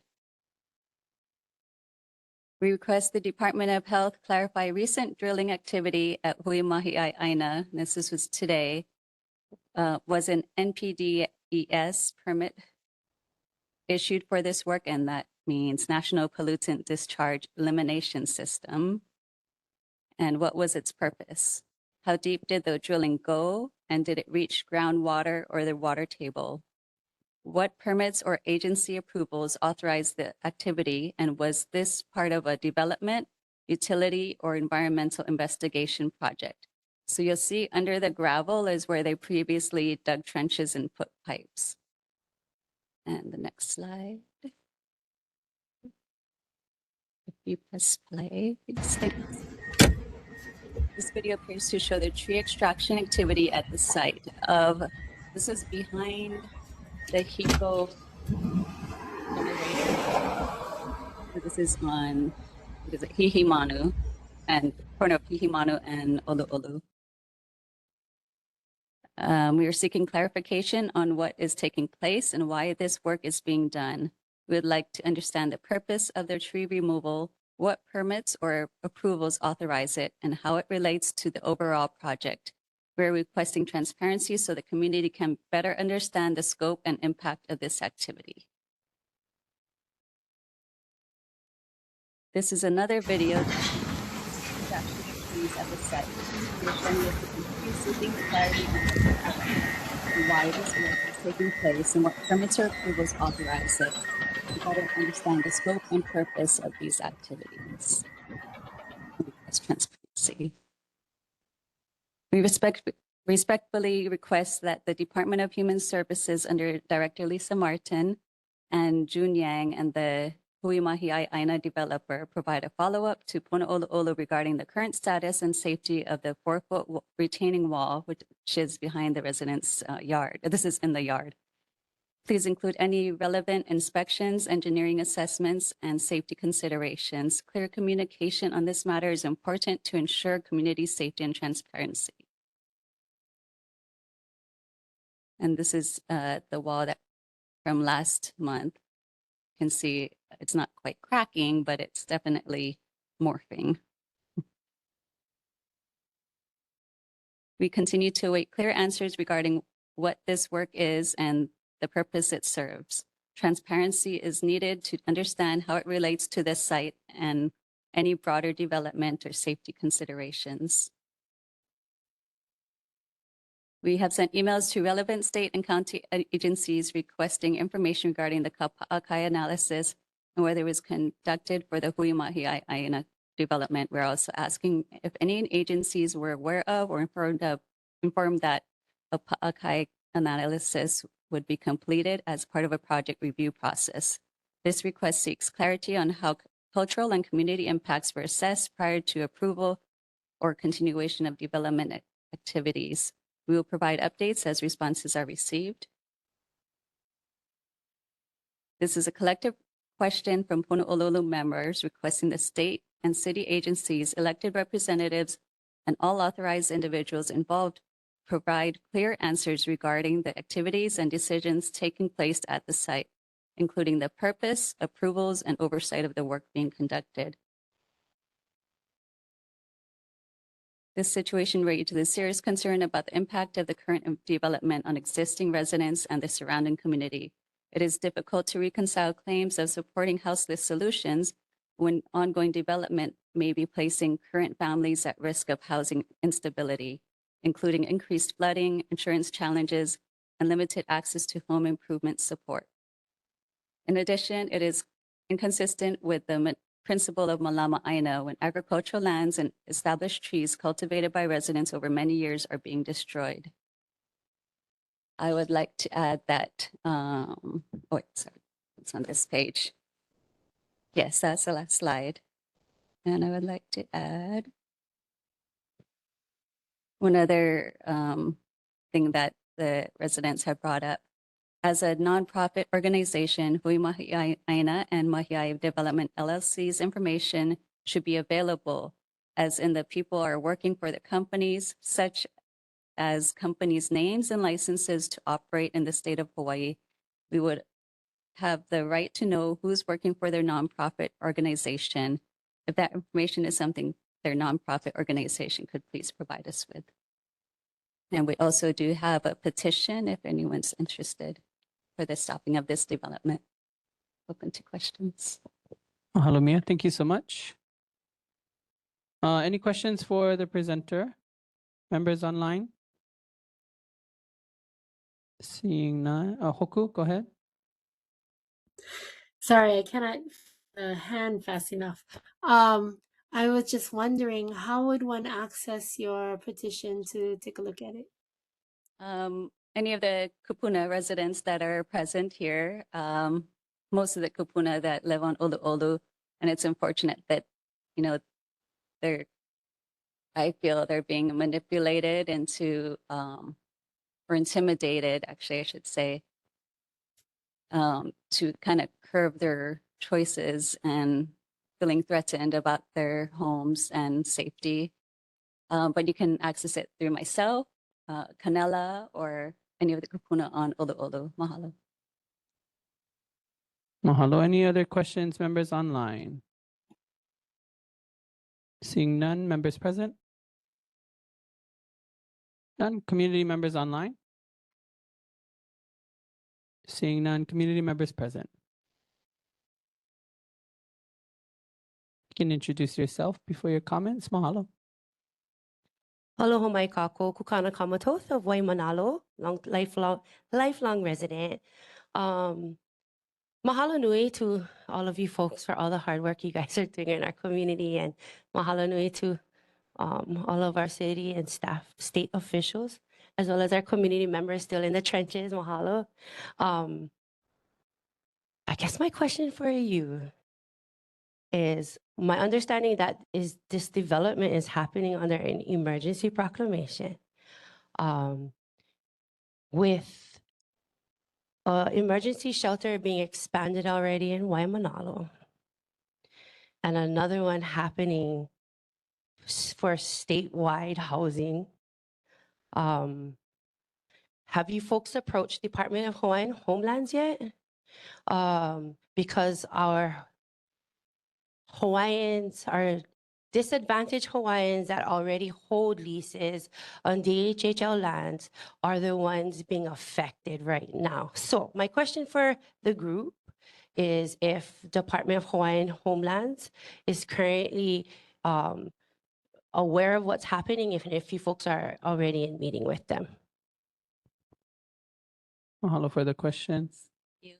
We are on the DHHL agenda on the 16th at 9:30, but it's a long meeting. We do have some concerns that we'd like to raise because we believe that DHHL serves as a landlord and should represent their residents. Mahalo. Any other public comment or questions? Seeing none. Mia, thank you so much for your update. Mahalo nui for making time this evening. We're going to move on to the Waimanalo Community Baby Shower update. Another Mia to join us this evening to share. And you can roll right into, or are you guys going to do the upena separate? I'll talk Upena Both. first and then kind of add on the baby Okay, shower. fantastic. Mahalo nui. Thank you. Aloha mai kako. My name is Mia Janjic. I'm the community navigator for our Waimanalo Early Childhood Upena, which is a project supported through Partners in Development Foundation and more specifically our Napono no na Ohana Family Learning Office. I'm here with my supervisor Adelina Bowell, who also works with me there. I'm here today to share a little bit of information about our Upena to the greater audience of Waimanalo. We are a community network of professionals who all service the continuum of care for our keiki 0 to 5 years. Our hui consists of community servants, healthcare workers, school employees, state group members, and lots of nonprofit operators. We come together amidst the odds of federal instability in order to leverage our resources, collaborate, identify community needs, and draw parallels where we can so we can manifest abundance for our families and the future of our children. And this is all an effort to create a coalition of support that our people can connect to and utilize in a way that feels safe and familiar to them, actually. So we're currently in the midst of planning a community-wide resource event, the Waimanalo Baby Shower. And this is going to be a dynamic informational celebration to Malama, our Makua Hapai, and also parents of young keiki to increase resource awareness and navigation skills for our community members and just boost engagement for the benefit of all our partners who service keiki Ame Ohana no Hawaii. And so if you're interested in collaborating with us, supporting our planning efforts, participating in any way, really, please feel free to reach out to me. I can definitely leave my email and phone number in the meeting minutes. And so we can get you connected to us and you can learn more about our network and what we're planning to do. But that's basically it. Thank you, everybody, for your time. And if you have any questions. Mahalo. Members, any questions? Members online? Seeing none. Members present? Go ahead, Kanala. Hi, the Canala Neighborhood Board member. I might have missed it. Is there a date and time for the baby shower? Yes, so we've solidified September 12th from 10 a.m. to 1 p.m. And that would be at the district park at the municipal hall office where we host the Napono program. Thank you. Yes. Sorry, I didn't mention that. Mahalo. Any members online? Community members online? Oh, Kalamai. Go ahead, Kanala. Sorry, Canela board member. Is there anything that families have to bring with them when they participate in the baby shower event? Not that I can think of. We will have like kind of an outreach boost to like community members that will probably happen around early August. And that will have like any type of registration form that they may need to fill out, but everything they need will be there, and they'll be able to take home lots of things as well, and we'll kind of facilitate all of that. Perfect. Thank you. Yeah. Kuike? Mahalo Kuike. What's your guys' anticipated draw? I mean, like participants from the community. Like why we want them to come, or how many we're thinking? How many? How many?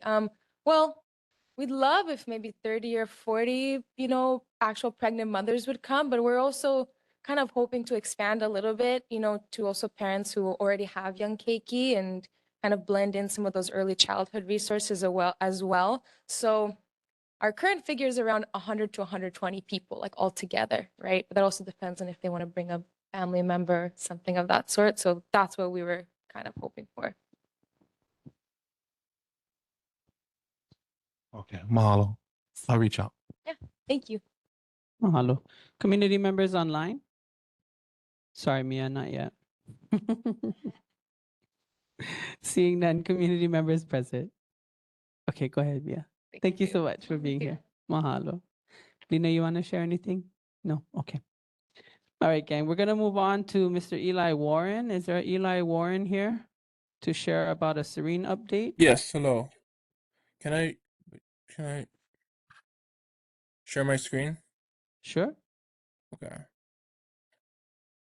And then following that, we'll take any other folks that didn't have a chance to get on the agenda.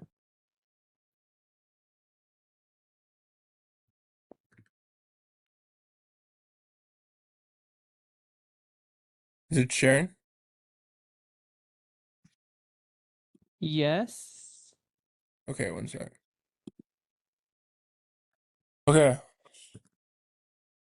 So I'm Eli Warren. I'm an intern with the Serene in the Hub Learning Community. And okay, we are the Hub Learning Community is a community of Eli, practice can dedicated. you take a look at your presentation? We're seeing a exit to full screen. One That's fine sec. right there too, if you want to do it that way. Oh, But- okay, I'll do it this way then. Okay. Okay. So we are a community of practice dedicated to supporting the development of resilience hubs on Oahu and connecting the ecosystem of resilience surrounding them. So we're a joint project with Lahui and Serene Foundation, or Serene based out of KCC. The mission is to support individual hubs, micro networks, and regions in coordinated learning and sharing best practices for community resilience. And we have this organization chart.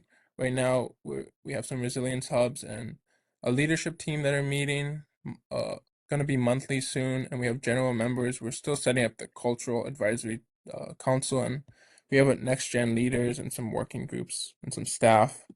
Okay, and then we have nominations open right now for the leadership team and advisory councils, like I shared before, and some for the working group and the steering committee for the HLC planning. And also we have this QR code up right now. And also we're looking for new hubs. I'm not gonna run through all this because we don't have too much time, but yeah, this is the same. HLC membership sign up if you want to come and be a member. And then right now we have some seasonal trainings happening for the summer. I think I gotta double check these dates, but this Oahu Resilience Summit happened already last weekend. The Community Resilience Certification is gonna happen sometime in August. We don't have the date set up for that. And then of course the psychological first aid happened already. But there should be another CPR first aid training happening in the fall. And yeah. We just had one CPR first aid training a couple of weeks ago. And then like I just said, we wrapped up our Oahu Resilience Hub Summit this past weekend on Saturday. So in that we learned about the core components of Resilience Hub, had a next gen youth panel discussion, worked on some community emergency action plans, learned about the Hawaii Hazards and Resilience Program, or HHARP. We talked about the learnings from Kona low storms and had a hurricane season readiness discussion and activity. And then here are some photos listed, or photos above.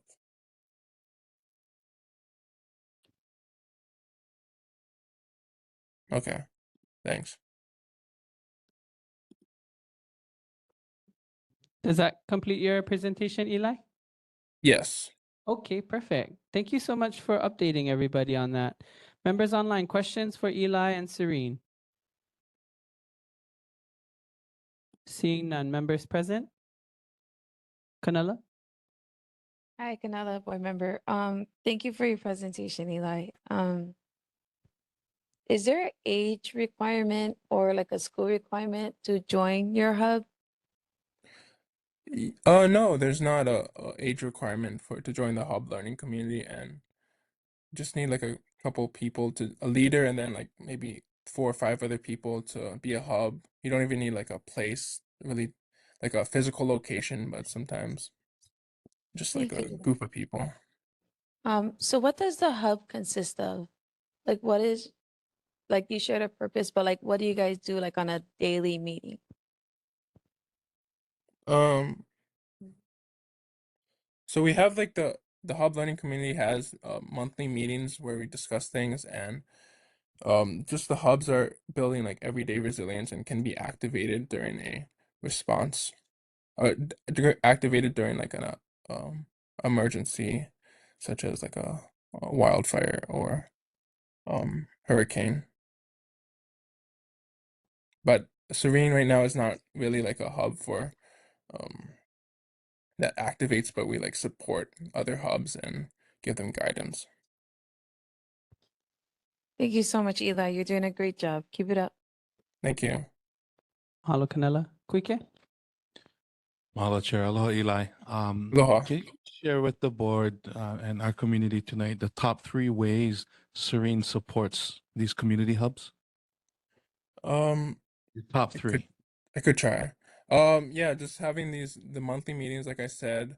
We just had the summit that was like I'm pretty sure it's pretty helpful to them. And what else? I think that's the top 2 I can come up with. Mahalo. Is Serene a nonprofit? No, it's based out of KCC, but it's like mostly funded through the city, the OCCSR, the Office of Climate Change, Sustainability and Resilience. It's not funded through the state. Mahalo. Is there any opportunity for Serene or even you guys' partnership with La Hui Foundation to provide technical assistance to new startup community resilience hubs? Yeah, I think so. Could I give my email in the chat and put my supervisor's email as well? Sure. I'd appreciate that. Yeah. Mahalo. All And right. one last question, Eli. Yeah. Well, it's 2 questions in one. How long have you been doing this work and what motivates you? I just graduated in December and I've an intern now. This is like my 5th month on the job. What motivates me is helping the community and supporting like environmental resilience and sustainability, because that was my major, like sustainability. So this is a little bit new for me, like resilience work, but yeah. Mahalo, Eli. Just keep up the good work. Doing a good job. Thank you. Mahalo, Eli. If you can put your email address and whoever you respond to or report to in the chat, we can get that distributed. And then I also sent you an email, a comment in the chat as well. Just if you have a public version of this presentation that can be shared, we would like to also do so. Hoku, you had a question? Yeah, I mean, similar to Kuike, I was just wondering how we can find out more information on this program to support our own needs in our Kaiulu. Mahalo. Go ahead.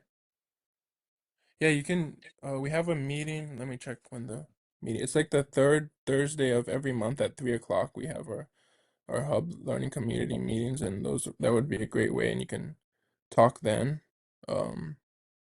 It is gonna be on the 18th at 3 o'clock, June 18th.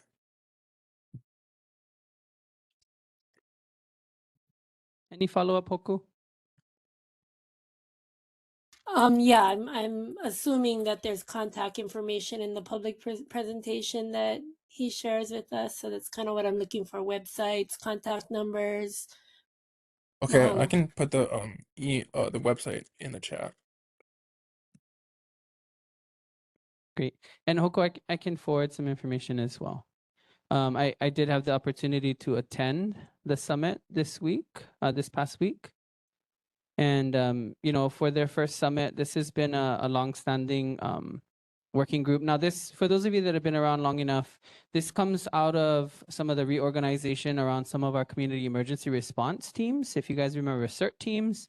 So CERT teams on the county level had an opportunity to kind of redesign, restructure, reformalize some of the ways in which they work. Serene stepped in as a provider and a public participant in that, and trying to just do a little bit more collective work. And then there's some participation with Vibrant Hawaii recently, as a Serene team kind of stepped back a little bit. Vibrant Hawaii has taken a little bit more of that leadership. And so there's a genealogy there that could be very helpful and useful, but I can send out to those that are interested the links that they have shared with me in some of the meetings recently. So Hoko, I can send that to you. If anyone else is interested too, we'll definitely get some of that information out. As you can see here in the chat, Dr. Miku is somebody that has come to the community and the neighborhood board in the past to provide updates about this. And so I'm really excited to see the youth that are involved now in this. There was at least a dozen, ranging in high school to college age, that were present at the summit, that had kuleana to some of the way in which the conversations were rolling, and had a lot of the logistics kuleana as well to make sure that they took care of participants, et cetera. So Eli, mahalo you folks for that summit and for the opportunity to be a participant there. Thank you so much for showing up this evening. Thank you. Mahalo. We're going to move on. Anyone here in person with an update or community report? Yep.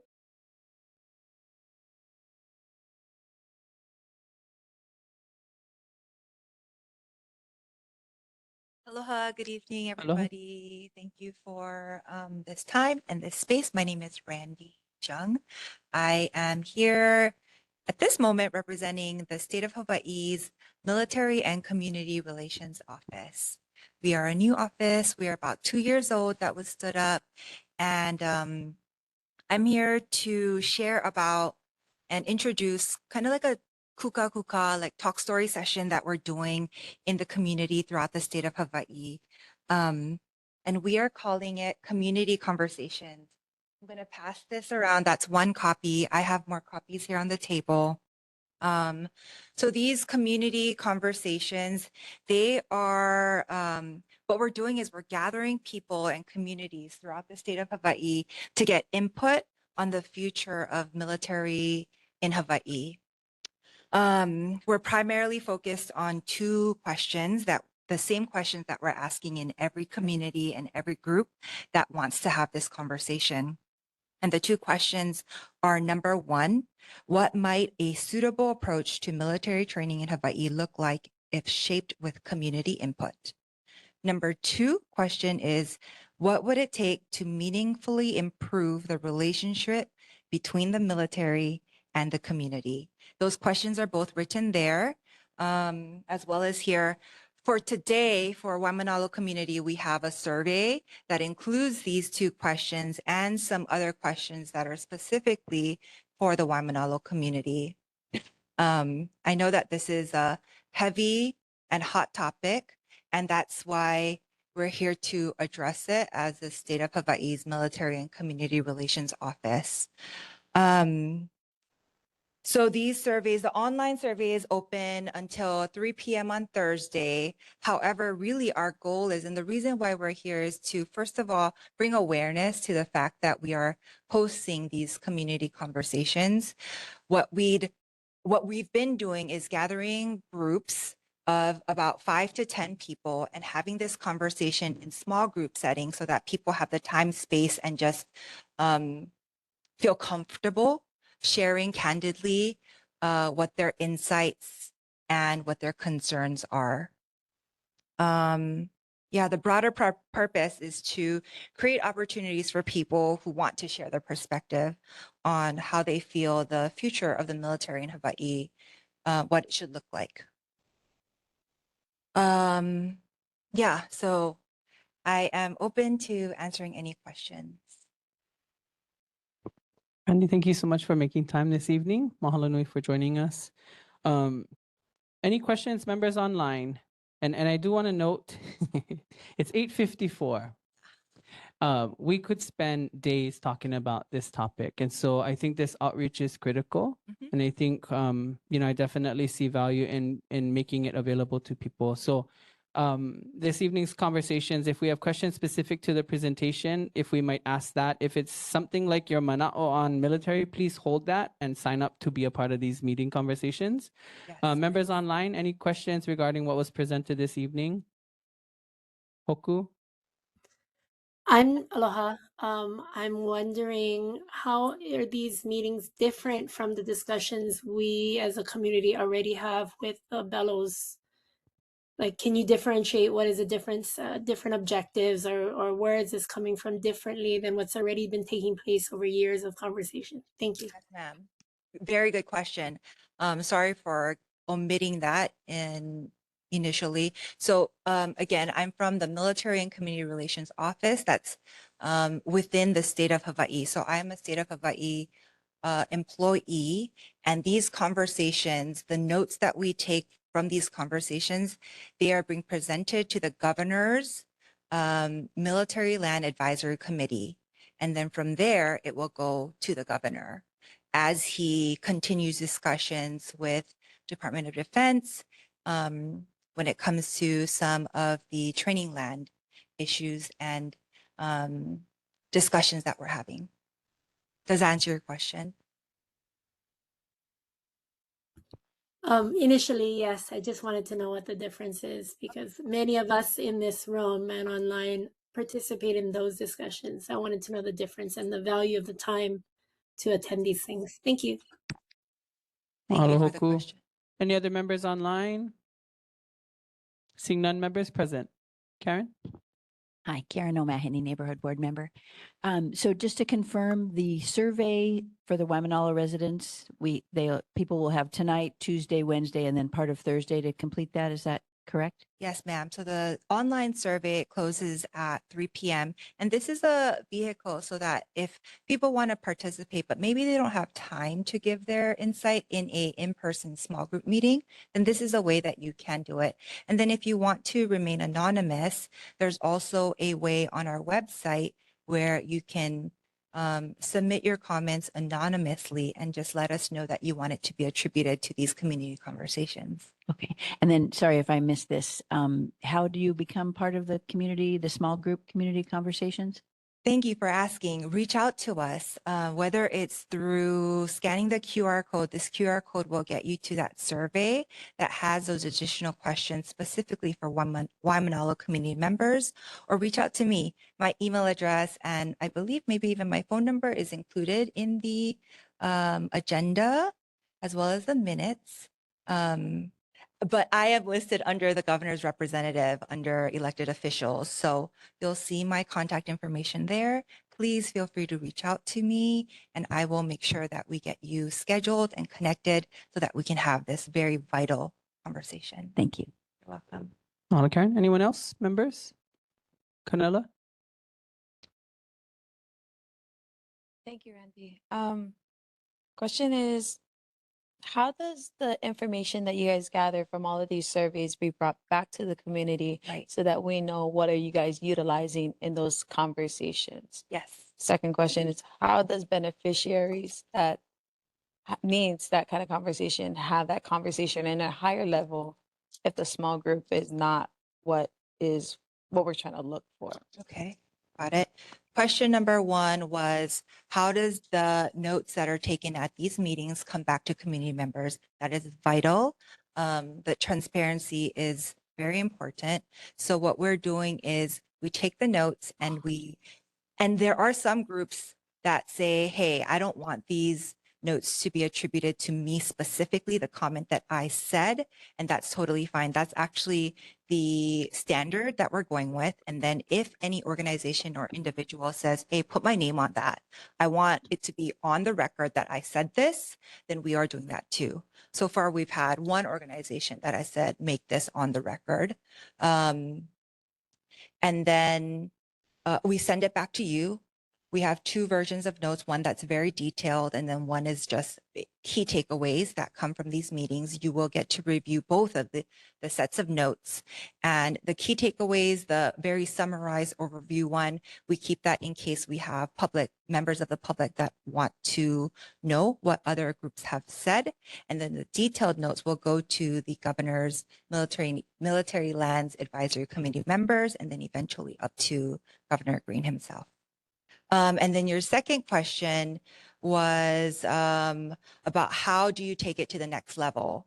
In these conversations, if there are things that come up that require that next level, we will make sure to get you connected to the right folks who can get you at least an audience, right, to ask, hey, this is why it's important for us to seek an audience with somebody who might have more direct say in things that happen or don't happen.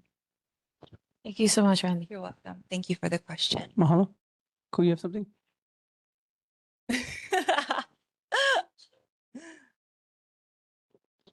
Mahalo, Chair. You know, Randy, this is Mahalo. I don't believe you shared your exact title and role with the state of Hawaii. All you said was you and state of Hawaii employee. Yes, Can sir. you please share that for the record? Sure thing. Yes. Again, my name is Randy Jung. I work for the State of Hawaii's Military and Community Relations Office, and I am the Strategic Communications Director. Mahalo. And can you just for me again, can you just repeat the name of the survey or this community group you guys going around and calling it? Like, what are you calling it again? You just said it a few moments ago. Yes, we're calling the gatherings community conversations. Right. And then you said something military lands, et cetera, et cetera. So the notes from these community conversations will go up to the governor's military lands advisory committee members. All right. So can you please explain to me what lands you're talking about when you come to our community and you're asking us to participate in surveys, right? Because you're calling it military lands, but the state of Hawaii has no jurisdiction over DOD lands. So my assumption then becomes, because of what little I know, that you're specifically talking about the trust lands that the state of Hawaii is leasing out to the military for use. So these aren't military lands. These are trust lands that belong to us, the public. So when you already frame it, right, as if these are military lands, what's your opinion on that use? You put us one step in front of the barrel, with the trigger cocked already. So, that's who advised, right, the framing of this? Well, again, I just want to reiterate, it's the committee that has the name Military Land Advisory Committee. These conversations, I know that it's frustrating. If you look actually in the packet that I handed out to you, there is a framework of this initiative that we're doing, community conversations, and that'll tell you a little bit more about, how this came together and why we're doing it. And I hope that answers some questions for you.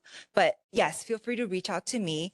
Let me try to answer your question more directly. What lands are you talking about? To answer your question, it's the lands that you just mentioned. You're right. These are leased lands that the military currently holds leases to in order for training. Now, I mean, the reason why we're having this conversation is because these leases are coming up to expiration, and so that's what's on the table right now. And if I can jump back in, the reason why we're having these conversations is because these lands are trust lands, not because the leases are coming up. Because if this was DOD land, we wouldn't be having these conversations. So we're having these conversations because they're public lands. They belong to the public trust, period. Well, doesn't matter who's leasing it. These are trust lands. And they must be addressed as so. Governor is the chair of the board of trustees of this public land trust. He appoints all of the directors within each respective department. And he's that chair. His kuleana is to malama our trust. I think the framing is entirely wrong. We should have been informing the public, hey, these are the facts. This land belongs to you and your mo'opuna. Are you okay with the way these lands are being used? How you frame the question, right? Brings in the conversation. And that's why, because when you talk to kupuna, when you come to Native Hawaiian communities, we have yet to be made whole from the overthrow.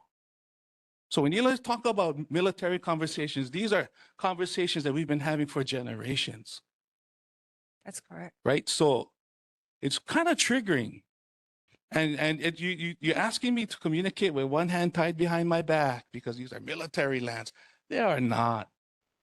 They are absolutely public trust, which belongs to you, me, and everybody else sitting in this room. I understand. Thank you for The bringing framing is very important because if we're not calling a horse, then what are we calling it? Vice Chair, I invite you to be in and participate in these community conversations, and please submit and some of this information as we go into community conversations in Waimanalo and surrounding neighborhoods. I will keep it in mind that some of the questions, just the framing of it, the start of it could be done a different way. I will keep that in mind. Thank you for sharing your insight. And I invite you and I hope to see you in these community conversations. Hey, you know what? It's stuff you feel like you got your hand tied behind your back, but that's exactly why we got to talk about it. And that's what we're doing. Yeah. No, Randy, I appreciate you. Yeah, I appreciate you, and yeah, it's on Oahu. We have about 1 million residents. To say that you're going to go from community to community to take small groups of 5 to 10 people, you're lucky you get 2,000 at the end of this, right? What percent of the totality is that? And then what percent of the totality actually know that these are public lands, that this belongs to the public trust, that this ensures, right, that there is no overuse of water, because that's part of the kuleana as a steward, as a trustee, to make sure that we don't bust the trust, that we don't spend away the dollars, that we don't spend away the wealth and the value of our aina, right? So mahalo for the invitation. And I've been asking from the very beginning, right? Governor, where are you in these conversations that we've been having in the community? 1, 2. Randy, I'm just gonna say mahalo. Chair, I'm just gonna yield back to you because, like you said, we could be here for days. And I mahalo this much. And I just think that this is a packaged rotten pokash right now. Look good once you open a package la bagamiko. Yeah, and honestly, I cannot consume this. Like I just went go through this, right? And there's really nothing here. There's no facts page. There's nothing sharing the facts. There's questions, right? But there's nothing sharing the facts. And there's nothing in here that articulates the state's kuleana and obligation to the Native Hawaiian population. Because that's the root of all of this conversation. There would not be a public land trust if it wasn't for the Kanaka. And that's why I say we've never been made whole from the overthrow. Never. So just please, if you can, and then my last thing, Chair, I promise, is who this committee summarizes all of everybody's ike mana'o and packages up, right? And then takes it up the elevator to 5th floor. Yeah, and then say, hey, Governor, here it is with a bow and a tie, just for you. Like, how do we ensure that the mana and mana'o and ike we invest as community, yeah, as beneficiaries of this public trust, Yeah, are actually relayed, not even to the governor, to the first lady? Because we know where the mana stay, right? She we is know a where the member mana of stay. that committee. Right. So how do we ensure Yes. that within the summary, our voices don't get lost. You will get to review each and every one of these summaries that we send up. Okay. Well, I look forward to working with you. I wish I had a business card. I sent you an email. But just Let me mahalo. look. I might have one of your business cards. Please. No. Yes. But Chair, I mahalo you for the time, Randy. I mahalo you for being here. I will yield back. Mahalo nui. Thank you for that discussion. Question? Mahalo. Mahalo, Randy. And mahalo, Kuike, because transparency is a thing. And it just seems like my ignorancy shows that transparency is not here. Is there any way that this can be stopped and brought back to the community with your committee to share exactly what is trying to be said properly with the right verbiage so that those that are in layman's term and that is not ma'a to the history and what's happening have it so that they don't have their hands tied behind the back. I think my board members agreeing with me. Okay. So can you, Randy, take it back to the governor? If they could please redo this correctly, change this due date, because I don't know how a whole committee can give us 3 days, especially with working community members and everything wrapped around and all the emergencies that governor's been pulling out. Or I think we're on 25, 22, 19. So please, can you see if you can take this back, redo it and stop this survey for the sake of the community so that our voices and transparency is reflected correctly to the military? Because at the end of the day, technically they're the ones that the beneficiaries could be working with directly, especially if personally, hat off, the governor's transparency isn't here. It's never been while he's in office. That's a personal experience, as if all the people he has put us in those places. Thank you, Randy. Mahalo for your thoughts. Sure. It's 9/11. Yeah, gang. mahalo. Never forget. This is just an update, okay? Yeah. Not even a board No, business. I just want to point out, right, that the small group discussion is actually a great thing. And it's culturally appropriate. Yeah. So just want to call that out and just mahalo whomever advised that. Yes. Just mahalo for being there because honestly, like not everybody comfortable sharing in a greater public setting. You know, to have those intimate conversations could be critical to the development, but oftentimes the trust has been broken so many times that we don't even see the conversations leave the table. But just mahalo for that. We've really seen a lot of success. Even 10 has been big. So anywhere from 5 to 7. 7 is like the probably like the biggest group that we've had success with. We've met with lineal descendants. We've met with people on the west side, the east side. We've met with unions. We've met with business groups. We're trying to get this insight from every corner and pocket of residents in the state of Hawaii as possible, including the neighbor islands. And thank you for your comments and your questions. Mahalo for that. Seeing none, we're going to move on to online community members. Questions for this presentation? I think Auntie Johnny May, you have a hand up specific to the presentation, please. Yes, thank you, Chair. Thank you, Randy, for your exceptional presentation. Much better than the Kako'ako board that came out to speak on this issue. What is the deadline of the round robin of these community meetings? And I less remembered that the governor was going to get trying to get $15 billion from the military. And a lot of that was going to go to housing. But I believe the property is worth more than 15 billion. Can you share what you know about that? Thank you. I know that the governor is in constant, not constant, but he's in regular discussions because this is an issue that is top of mind and that has some urgency to it. So I don't have the answer to give to you directly. I will try to find that answer and report back. The drop dead deadline for these conversations, we've been told by our leadership is the end of July to go out and have these conversations. Now, they may be extended. And you know what? We've been receiving really good insight and feedback on these small group, like kuka kuka sessions is really what we're calling it.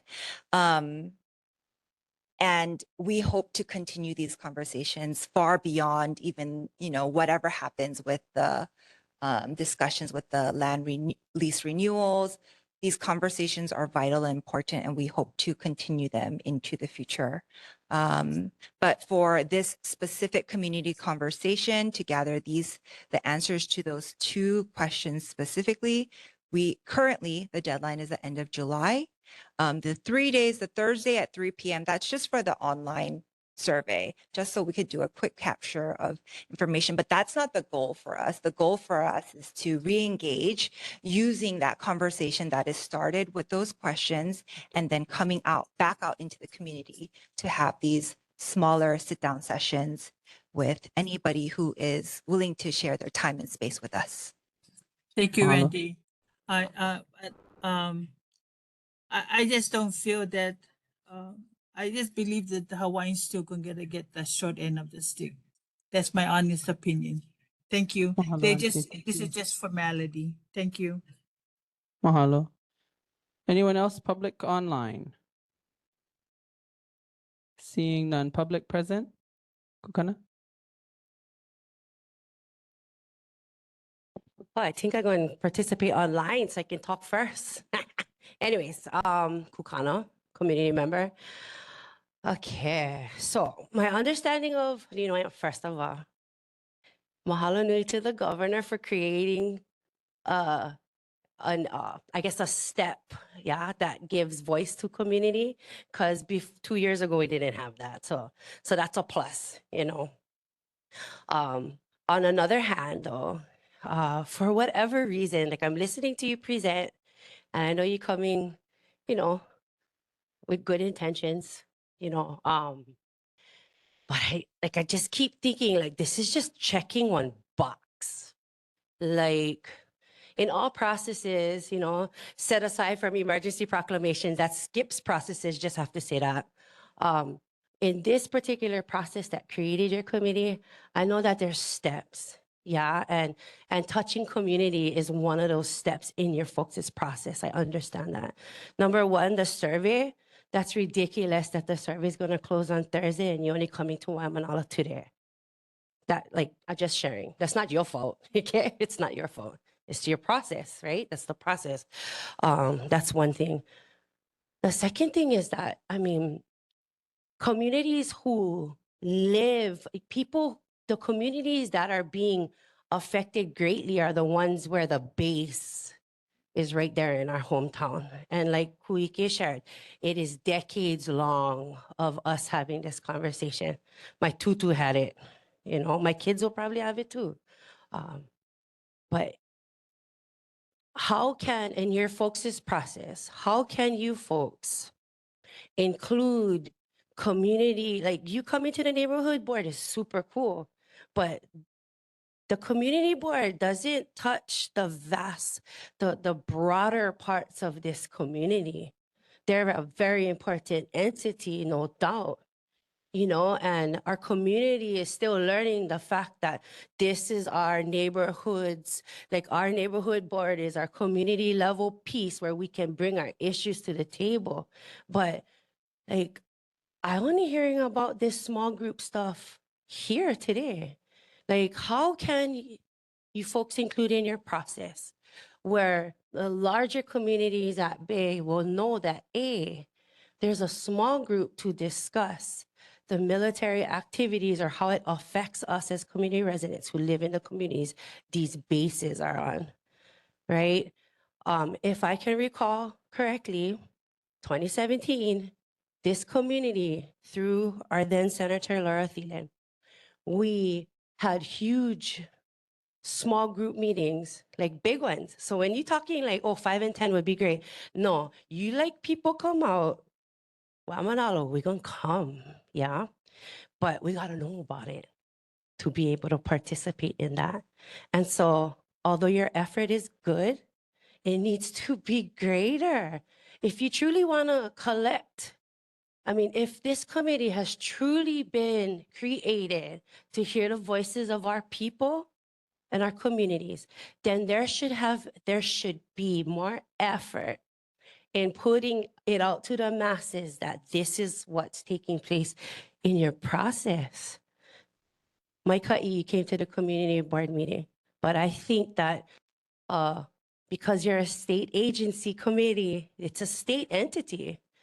I believe that you folks should be having your own night of presenting, and especially in communities that are housing these bases where they live, to explain to them what it's about, and people can actually sign up in person with you, because that's the cultural aspect of us as Kanaka here in Hawaii.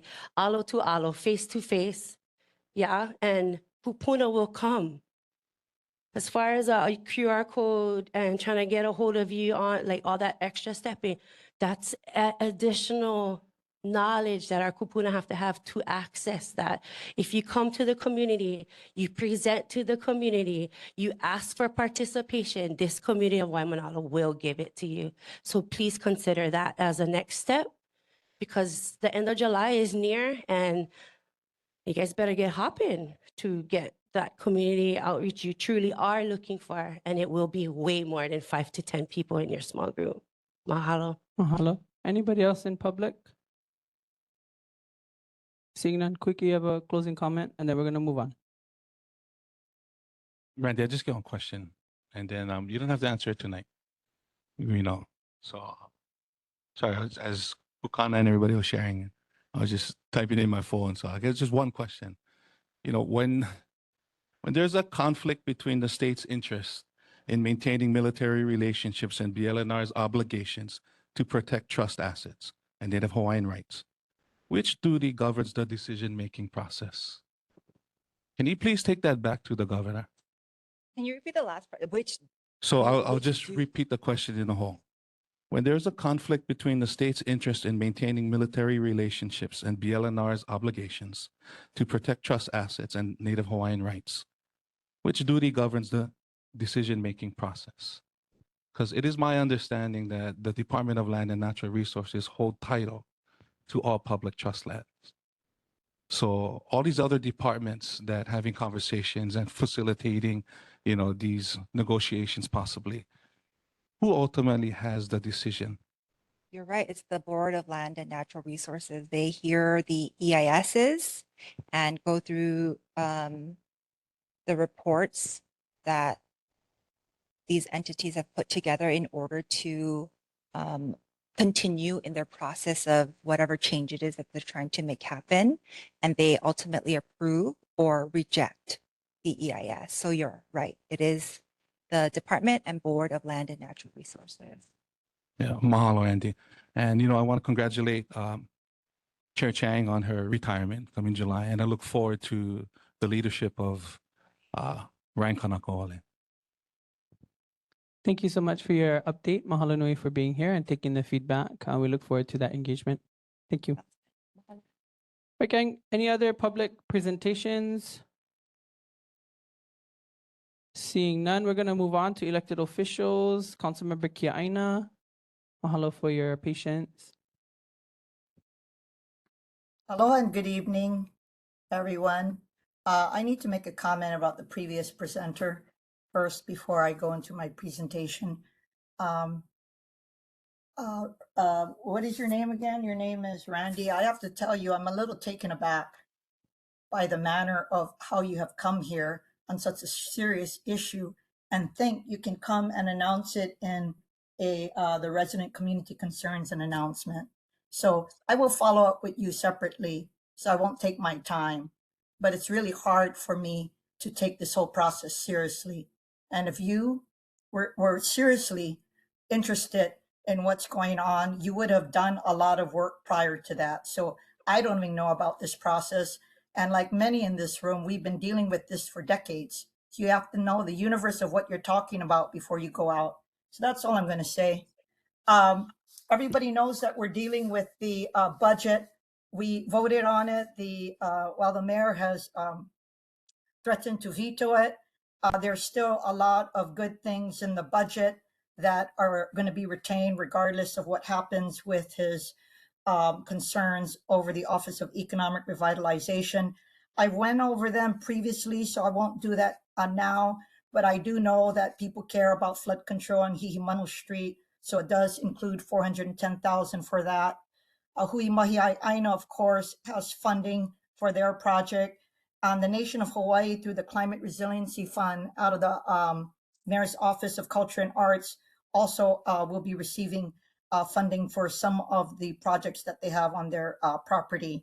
With regard to grants and aid, I was not successful in the 2 million extra. It was 1.5 million, which will provide 10 more organizations additional funding. I mentioned the previous ones that got funding, but the ones, again, who hopefully could benefit from this would be Kekula o Waimanalo, Partners in Development, and the Key Project. In August, I will be working in tandem with the Hawaii Wildfire Management Association and some interested neighborhood boards on a Windward Wildfire Preparedness Town Hall, which would likely take place in Kailua. So I just wanted to let you guys know. Ka'u is going to put in the chat box both the Oahu Food Systems Plan that the chair had mentioned earlier, that the Office of Climate Change is seeking feedback by June 30th. And she's also going to put in the chat box something that you might be interested in for your families called Kaukau for Keiki. It's a summer food assistance program through the Hawaii Food Bank, and it provides weekly food boxes for school-age keiki during the summer break. And the registration for the wait list is still open. And the good news is that many families who are on the wait list are able to receive some of these boxes on a first come, first served basis. Last week, 148 food boxes were given to those who were waitlisted. So if you're interested in joining, please register in the link that's put in the chat box. With regard to the speed bumps on Hihimanu Street, I understand that the Department of Transportation Services is looking to implement it under a master agreement, which is being finalized. Then they got to get a contractor and start it. And Chair, as I mentioned earlier, with regard to Waikupanaha Road closure, it is baffling because all of the relevant agencies are telling me they know nothing about it. So we are, Ka'u went out and took pictures. We sent it to the relevant agencies. So the Department of Transportation Services is being tasked to do an assessment and get back to us. And lastly, I know that everyone's interested in the project of Hui Mahiai Aina. And I had made a commitment last month to get the relevant officials. I wasn't able to get everyone this month, but I have been in contact with them, both the state and city. So we intend to come back on July 13th. I invite all of the community members to be present, and I will endeavor to get materials that I know exist.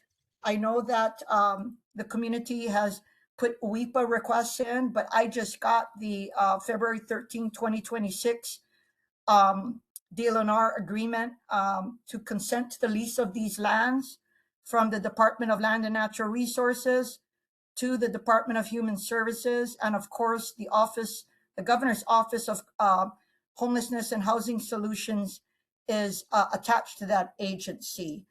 And it is correct that the authority for this is the Governor's Executive Order number 4734, which I guess evidently was renewed on January 16, 2026. So let me tell you what I've done. I've been in contact with the Governor's Office of Homelessness, the Department of Planning and Permitting. We are bringing in the Department of Land and Natural Resources because the Department of Human Services will be represented by the Governor's Office on Homelessness. I have made it clear that it is not just the project that people are interested in. What they are interested in is the processes and compliance with pertinent state and city laws that is allowing for the project to move forward.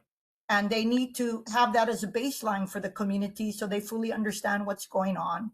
And so I told them that it is not enough for the developers of the project to be coming in and trying to explain what they perceive as the process, because they're not the ones making the decision.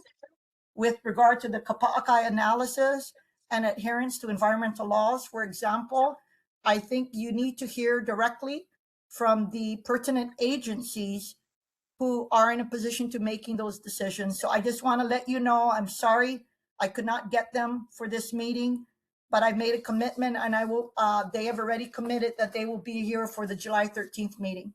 And that's my report. Councilmember, thank you so much for all the information. Members online, questions?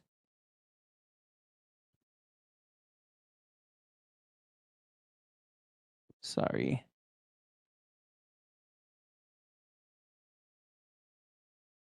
Seeing none. Members present. Canela? Good evening, Canela Neighborhood Board member.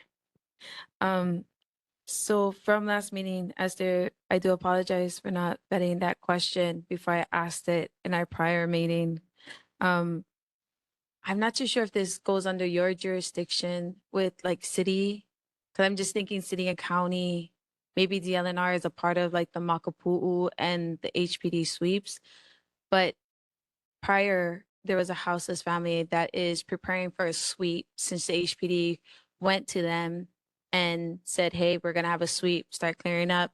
If the city or if you might have resources or information to share with the people at Makapu'u to help them prepare for the sweep, because they did share there is no available shelter anywhere in the state for their large family to move to at this time.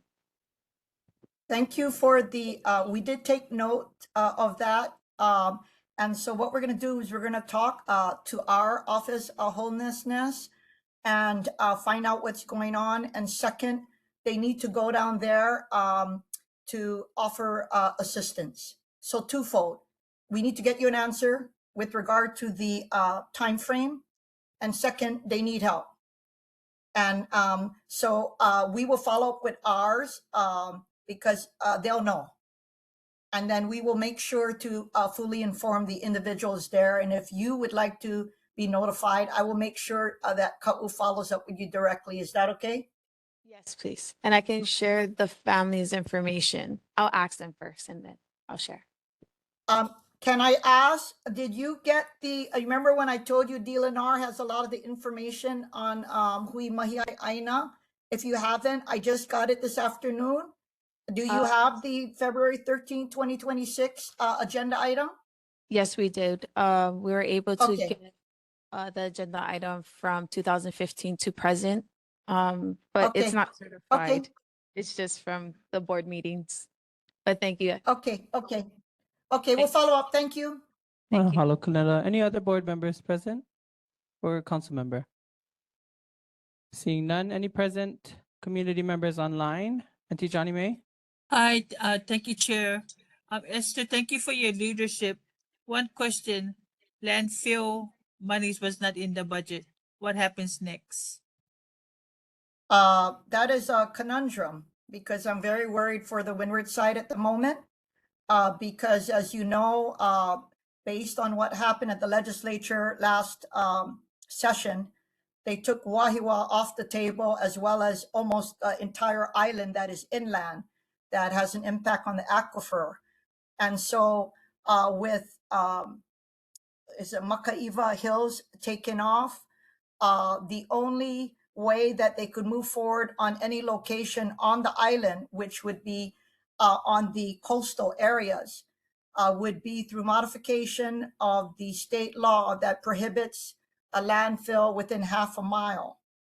And so that's why in the last 2 years, we've been bracing the community because we feel that they may end up doing that. And as a result, it would subject the locations that were previously identified on the windward side. One was in Waimanalo, one was at the Youth Correctional Facility, One was in smack in the middle of Maunawili, and 2 at Kapa'akori Road.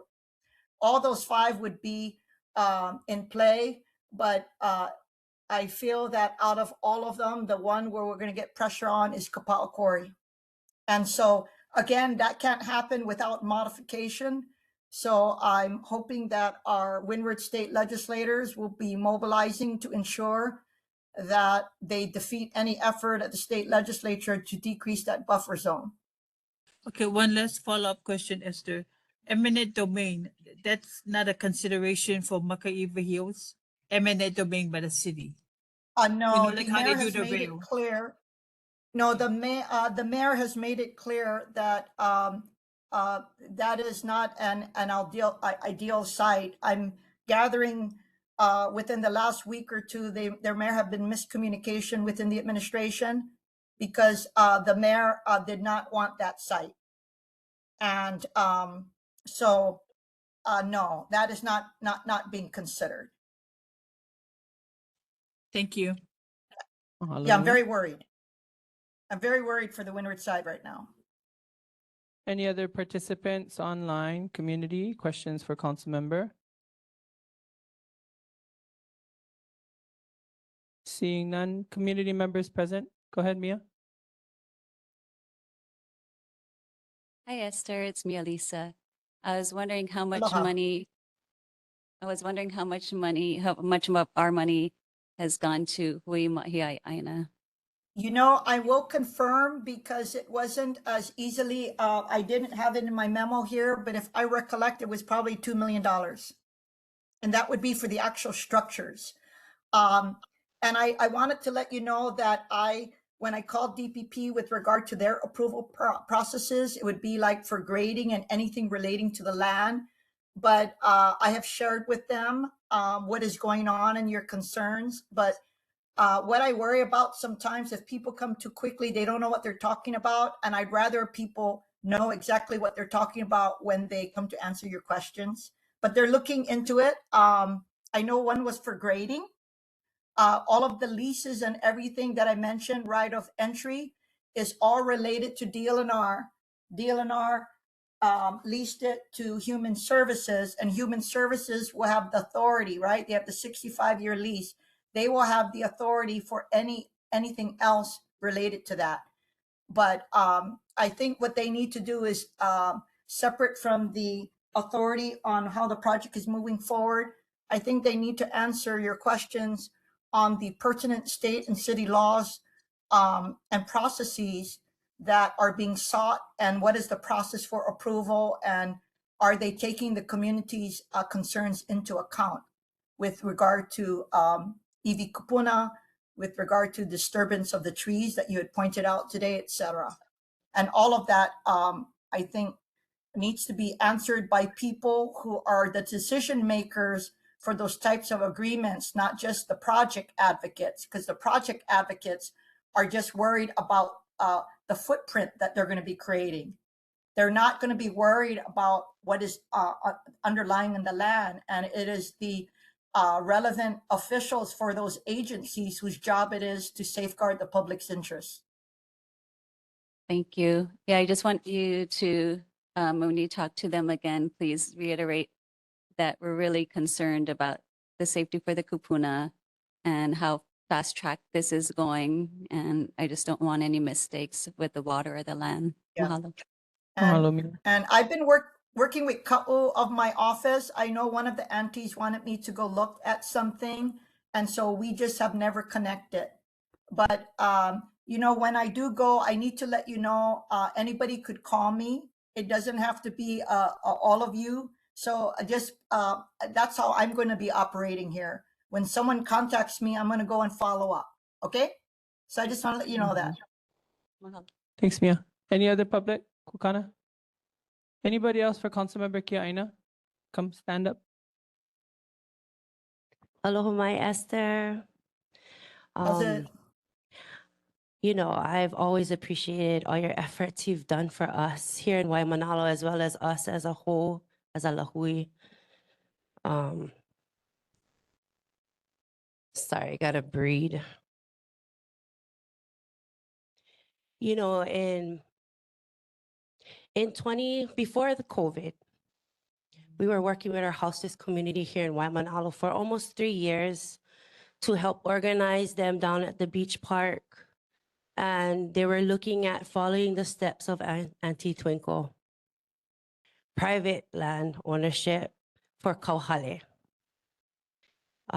Since then, in 2020, when Ige did his first emergency proclamation, it opened a gateway for Auntie Boying with great intention to take the majority of our leadership from the beach park onto the property that she was holding in lease for community agricultural lots for us to go and grow food, which is my kai, yeah, to grow food. Since then, after proclamation after proclamation, and for me, everybody in my community knows that I'm all for my houseless and homeless community peeps. Houseless meaning of Native Hawaiian ancestry, that Hawaii is their home, they just don't want one house. Homeless, individuals who came to Hawaii to make Hawaii their home, yeah, but they're homeless. That's the difference between the two. So we identified 3 parcels of land that we were looking at doing kauhale, and we were in the process of meeting with communities to discuss the placement for this kauhale. One of them was in the area that Mahiai is in today. 2 other locations in Waimanalo were being discussed, but when that emergency proclamation happened through Ige, it cut through all of that and it made it where it's at today. The intentions of that was to help Waimanalo's houseless and homeless community people.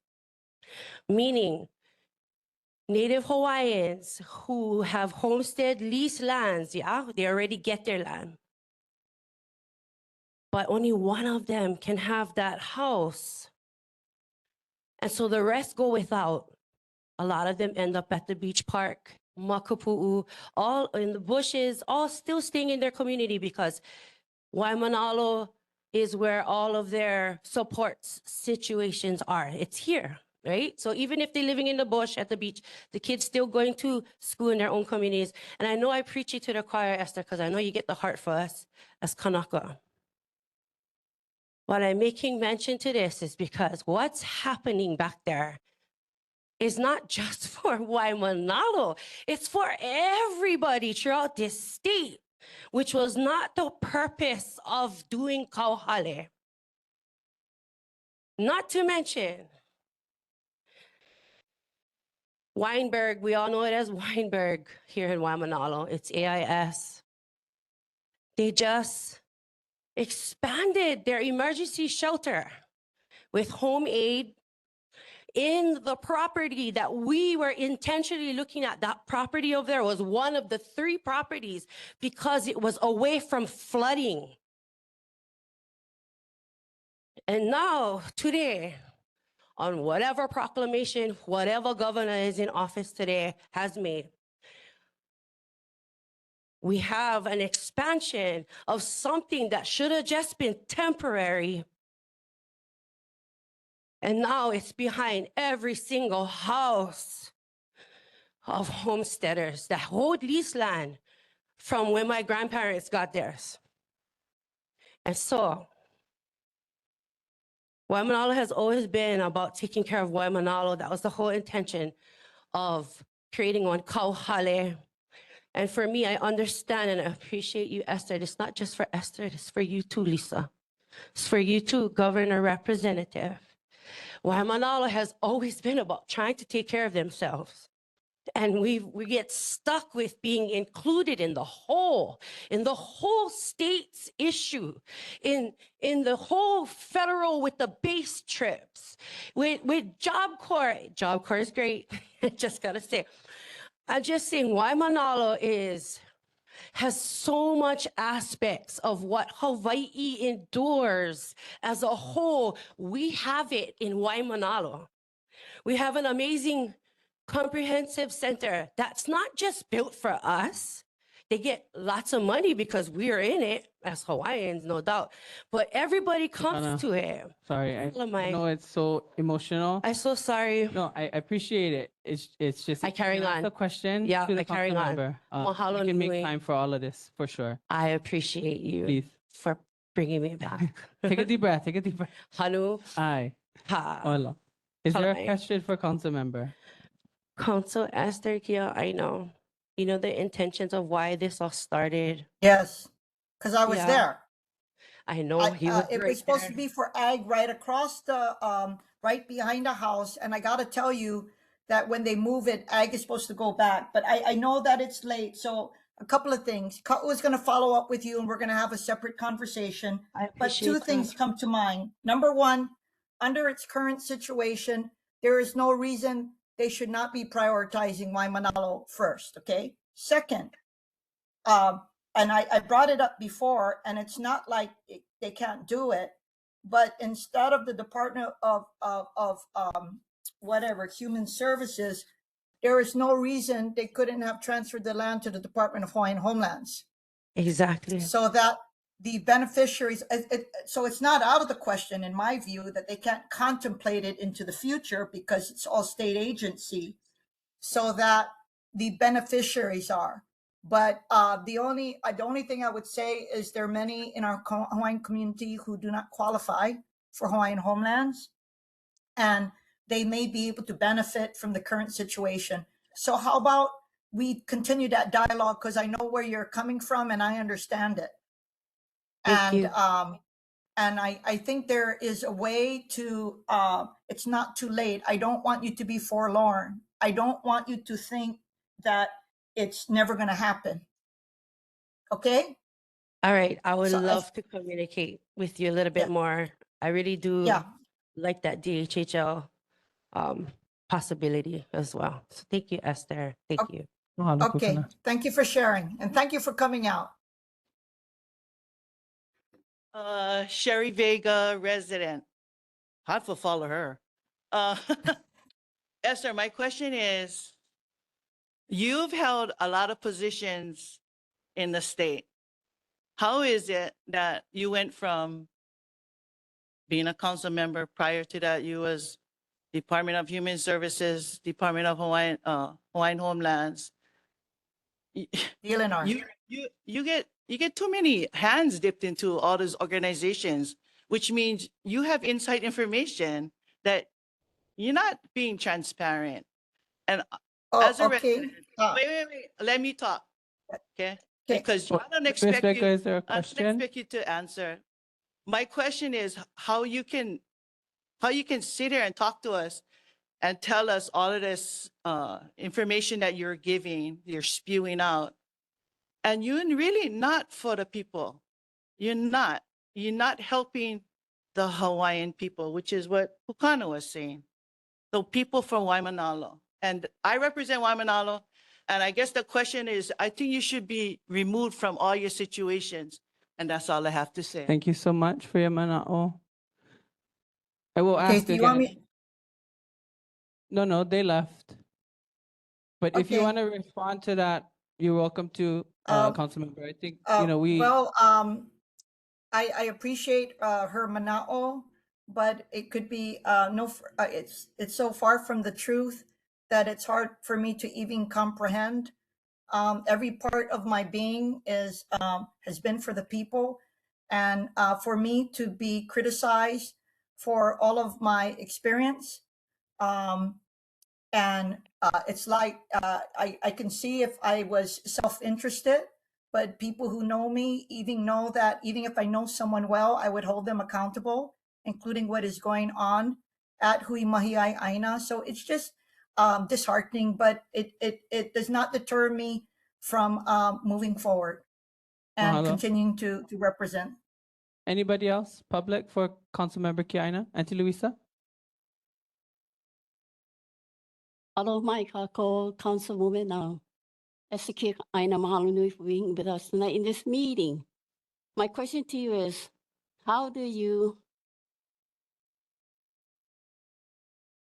confirm what is a suburban land versus a rural land? And how do you cross over what's already been placed to help people that need a shelter that was already existing? And there may be a plan to extend that side of the suburban part to help, people that needs a place to be at. And to Luisa, Versus- try your question again. What you're asking about how land is changed from suburban. Okay. So what is suburban to suburban? I just learned to understand this. It's one side. Okay, we have two different types of living. You got the suburban, people that's living there and settled, and then you have the rural, the Hawaiian people that settled there. So how did this proclamation interfere with the rural? Regardless who else is involved, the LNR, DHL. Got it. Yeah. Chair, that's a good question, but I think it's more appropriately directed to the State Office of Homelessness when they come next month, because it was under the governor's proclamation that this moved forward. Sure. Yeah, and can we ask that at the next meeting and see if there's a better description? And I want to make sure I get your question correct. So can we stay back after and just make sure I got that understood correctly? Mahalo nui, Councilwoman Kiaina, nice to see you. Aloha.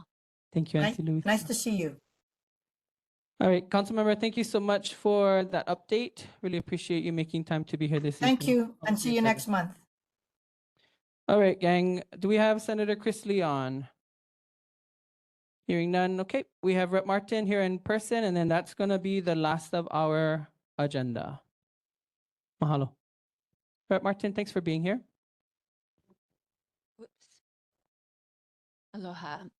So I'm sure everyone's tired. I'm tired too.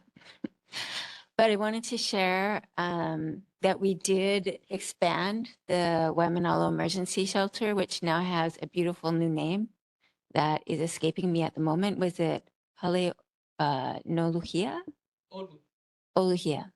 And the expansion was in the parking lot. So I don't think it was a separate location that was being considered. I'm not sure if Kukana realized where that is because it was in the parking lot of the existing development. But it's space for 20 more individuals. And it is possible that that will open up more space for families, which Canela, I'm thinking about that family because they can, right now, they actually have houses with multiple rooms and kitchens and bathrooms that are self-contained, which is appropriate for a family with young children.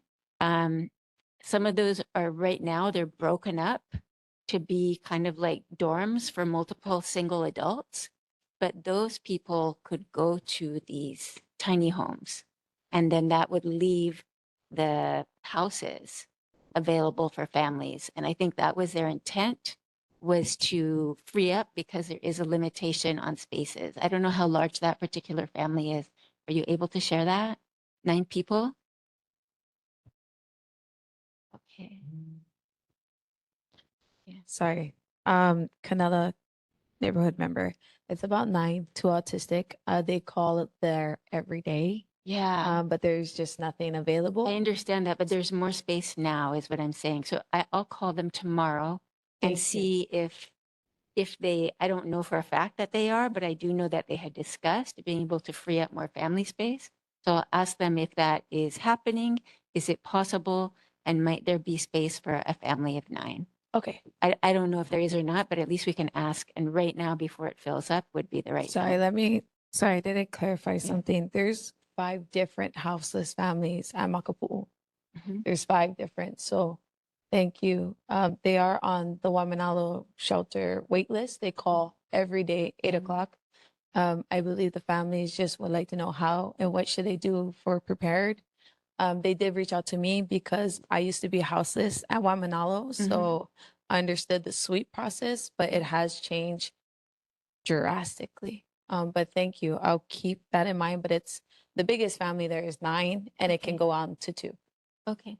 Okay. And they do have some rules there. So the family has to meet those guidelines. Yeah. But not as many rules as Waimanalo. I would suggest if you guys sweep, or even before you sweep, or when you sweep, maybe bring the resources out there, because I shared with them, there used to be a Housing First initiative where you come as you are and we wrap around to you. We Yeah. support you. We give you all that you need. It is Housing First, but no sex offenders, no use on site. So there are rules. Okay, because that would be great. Because I just shared to them, I do not wear that hat. That's come. I told them I'll bring it to the neighborhood board to see what they can do. But it's for just because the HPD went there and is like, they're gonna sweep us. We need a breakdown. And I remember what that is, to break down every day for the city and county breakdown. Okay, well, and just I'll ask and I'll get back to you. I have your email, so I'll Thank get back to you if I get information, and then you can pass it to those families. Yes, or even to see them directly. I'm for that too. Okay. Thank you. So anyways, we had that, and now it just is more opportunities here locally for people that want to stay here. Another issue is tomorrow they start food at Blanche Pope Elementary School, breakfast and lunch. Anybody under 18 can go. You do not need to be a student at Blanche Pope Elementary. You do not need to sign up. You do not have any income verification. As long as you are under 18 and you are willing to eat school food, you can go. For families that that maybe transportation twice a day, that doesn't really work. They do have the Kaukau for Kiki, where you have to cook for yourself. And I was sad to hear that there's a wait list. I did not realize that. But the distribution days at Hunananiho are every Friday morning, and that is something that you sign up for online. Kaukau, KAU, number 4, Keiki, is what you would Google, and it's an easy process to sign up. Another issue I wanted to share with the community is the resources for fighting coconut rhinoceros beetle. In the past, we had an event here where we had free traps with pheromones and free netting. Now we also have free pesticides. One type is organic, or it is not toxic, and it can be used for trees where people want to eat the coconuts or don't want to keep them trimmed. It's probably not quite as effective at killing or lasting as long for the killing CRB. There's also another kind of pesticide that you have to use only on trees that you keep trimmed. You have to trim the flowers and the fruit so that it doesn't impact the pollinators. And all of that is free and available at CRB Hawaii /community. You can just sign up online, and they have events for distribution. There's going to be a distribution event in Kailua on, I think it's the 27th or 29th of July. I will post about it. But nobody has to wait for that. You can sign up online, and they have regular distribution events for pickup. And you just tell them how many trees you have, and they can judge what kind of supplies you might need, and they can provide it. And this is something that I got funding for, so I want everybody to use it. I want it to get used. That's all I can think of right now. Available for any questions. Mahalo, Rep. Martin. Thank you for your update and your work. Members online, question for the representative. Seeing none, members present, Kuike. Mahalo, Representative Martin, for staying with us through the whole meeting. Just got one question on your last part of your report. For the record, can you, and if you can you please share with our community how does the state categorize niu, or the coconut tree?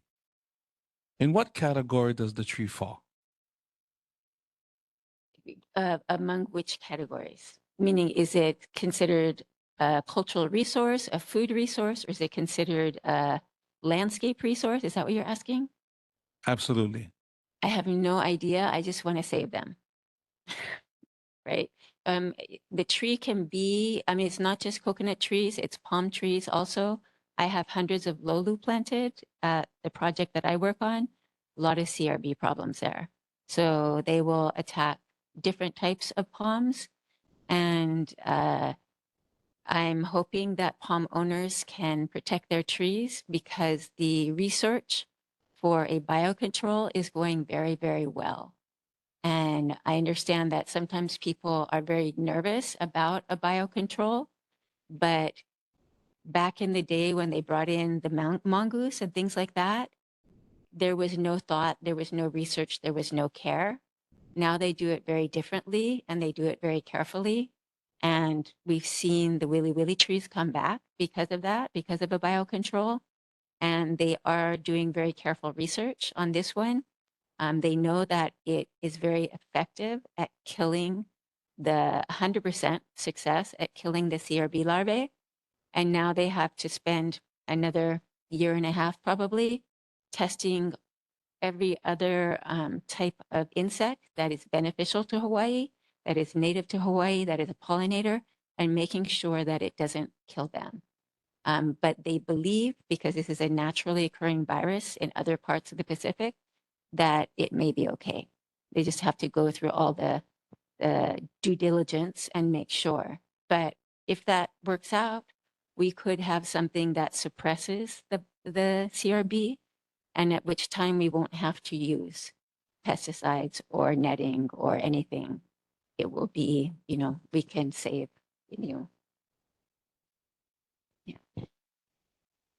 Mahalo. That's a long-winded answer. No, I'm it's rambling. mahalo. And the reason why I asked, because the state has a statutory and a constitutional obligation to uphold the integrity of Article 12, Section 7, right? And I say this because for a practitioner and for a Native Hawaiian, the CRB isn't only affecting, like you said, the niu or the coconut. It's already attacking hala. I have personal accounts of it eating, into my kalo beds, eating into my and even tea leaf in Papakolea. It's So I guess the root of my question is about the category, because through my little research, the state categorizes niu as a landscaping tree. So it doesn't have the effect or the mana, I guess, as you would if the niu was categorized as a food tree. Because the state takes different measures when food is being attacked. However, back to Article 12, Section 7 and a constitutional obligation. If there was no more niu, and if there's no more hala, and if there's no more mai'a, and if there's no more kalo, and there's no more uala, you essentially remove our cultural resource, our cultural food sources. And if we are what we eat, and if we no longer have our cultural foods to consume or eat, are we even kanaka anymore? All of these species, all of these creations, precede us in the kumulipo. Therefore, they are kupuna. The state is absolutely failing in its obligation, and I believe it's because of the loopholes that they've created themselves. So please, mahalo for your advocacy against the CRB and the other pests, Alefe. You're very visible, and mahalo.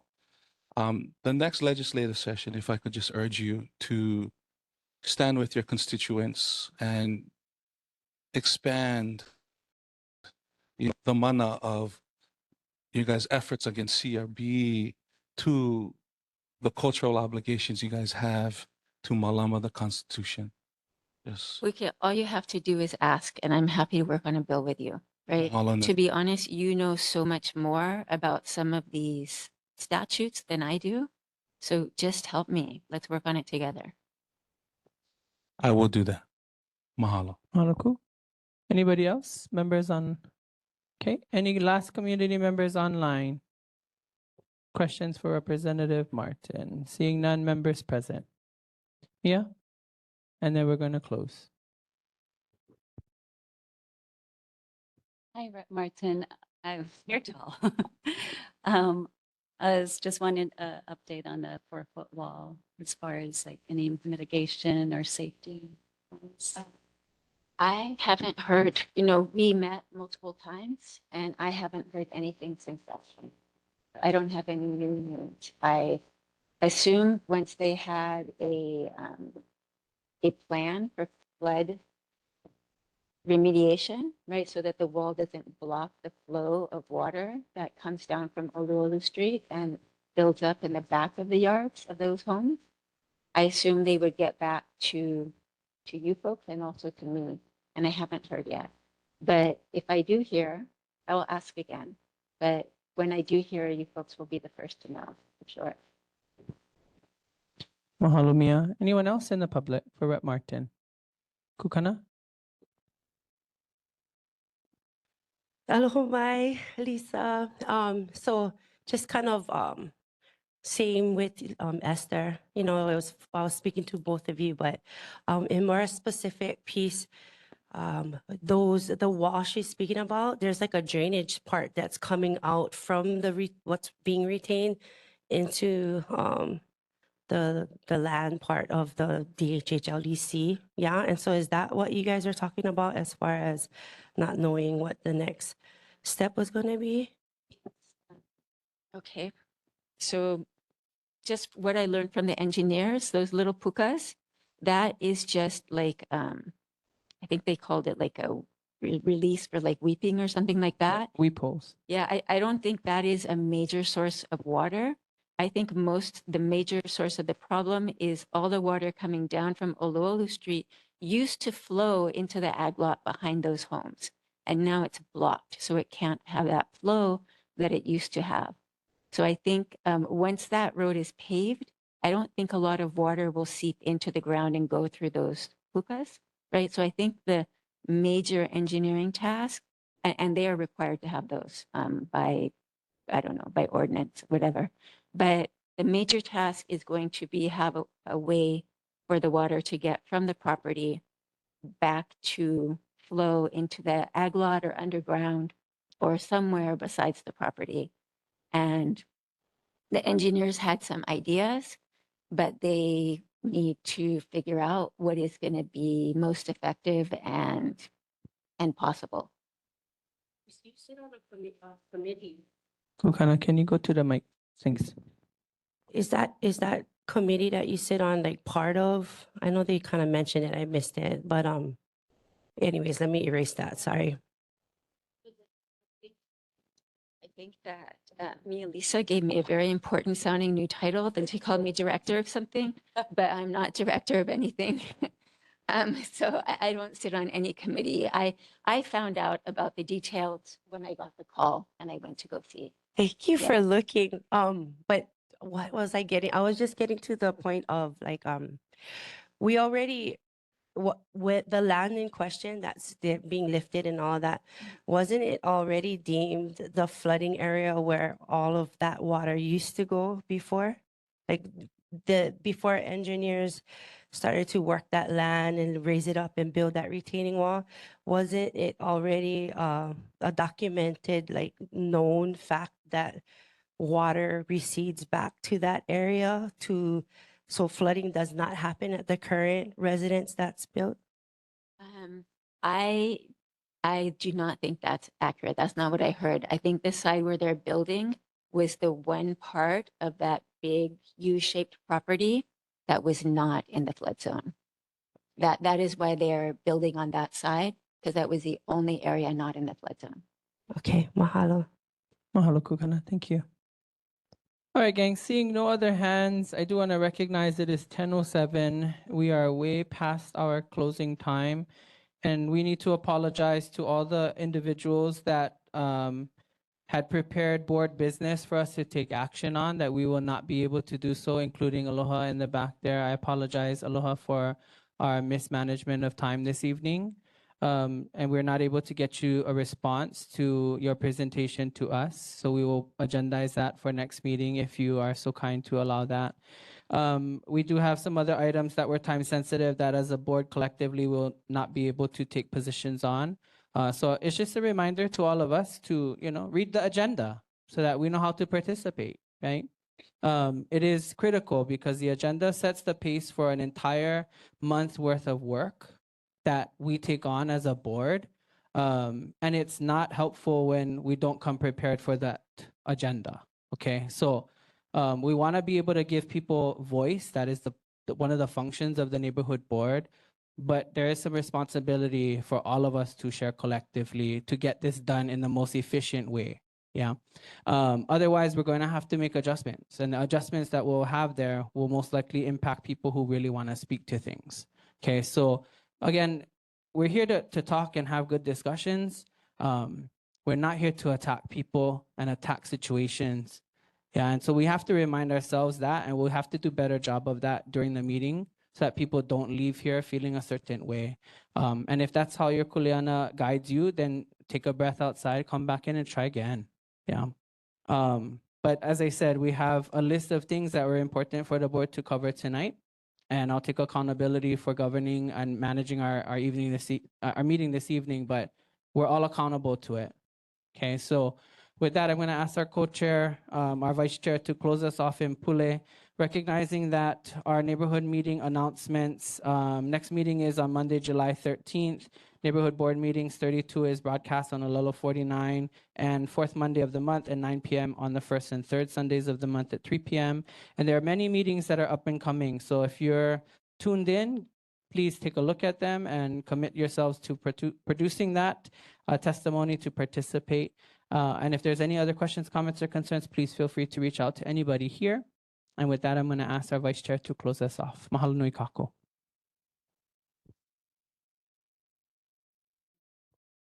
Okay, pule kako. Au he oe kia koa nui nana noi ho huli kalani me ka honua. Nau no ka mana. E nā kini a koa na au makumi na kupuna o ko po me ke ao. Ke luhune o ko pakahi a pau. A e no mako e ka panino kia halawai, kia wā kuka kama ilio no na mea pono kia kai ulu o kako, Waimanalo ne, kia aina I aloha ia. A kia kua mahalo nui no ka noho puna ana me mako kia iahi. A no laila, he no noi kia, ia oe kia kua e alakai a hahai a kako, ia mako kia iahi I, a lawe aku ia mako I ko kako wahi kupono. A no laila, no noi aku kia ma mea pau, me ke aloha, me ka mahalo, me ka mihi. Ia oe kia kua nui, ma ke no kau keke ako kako kama, o Yesu no, amene. Mahalo kako. Okay, gangi, mahalo nui. Thank you so much. This meeting is adjourned at 10:10. Thank you guys. Be safe. Malama.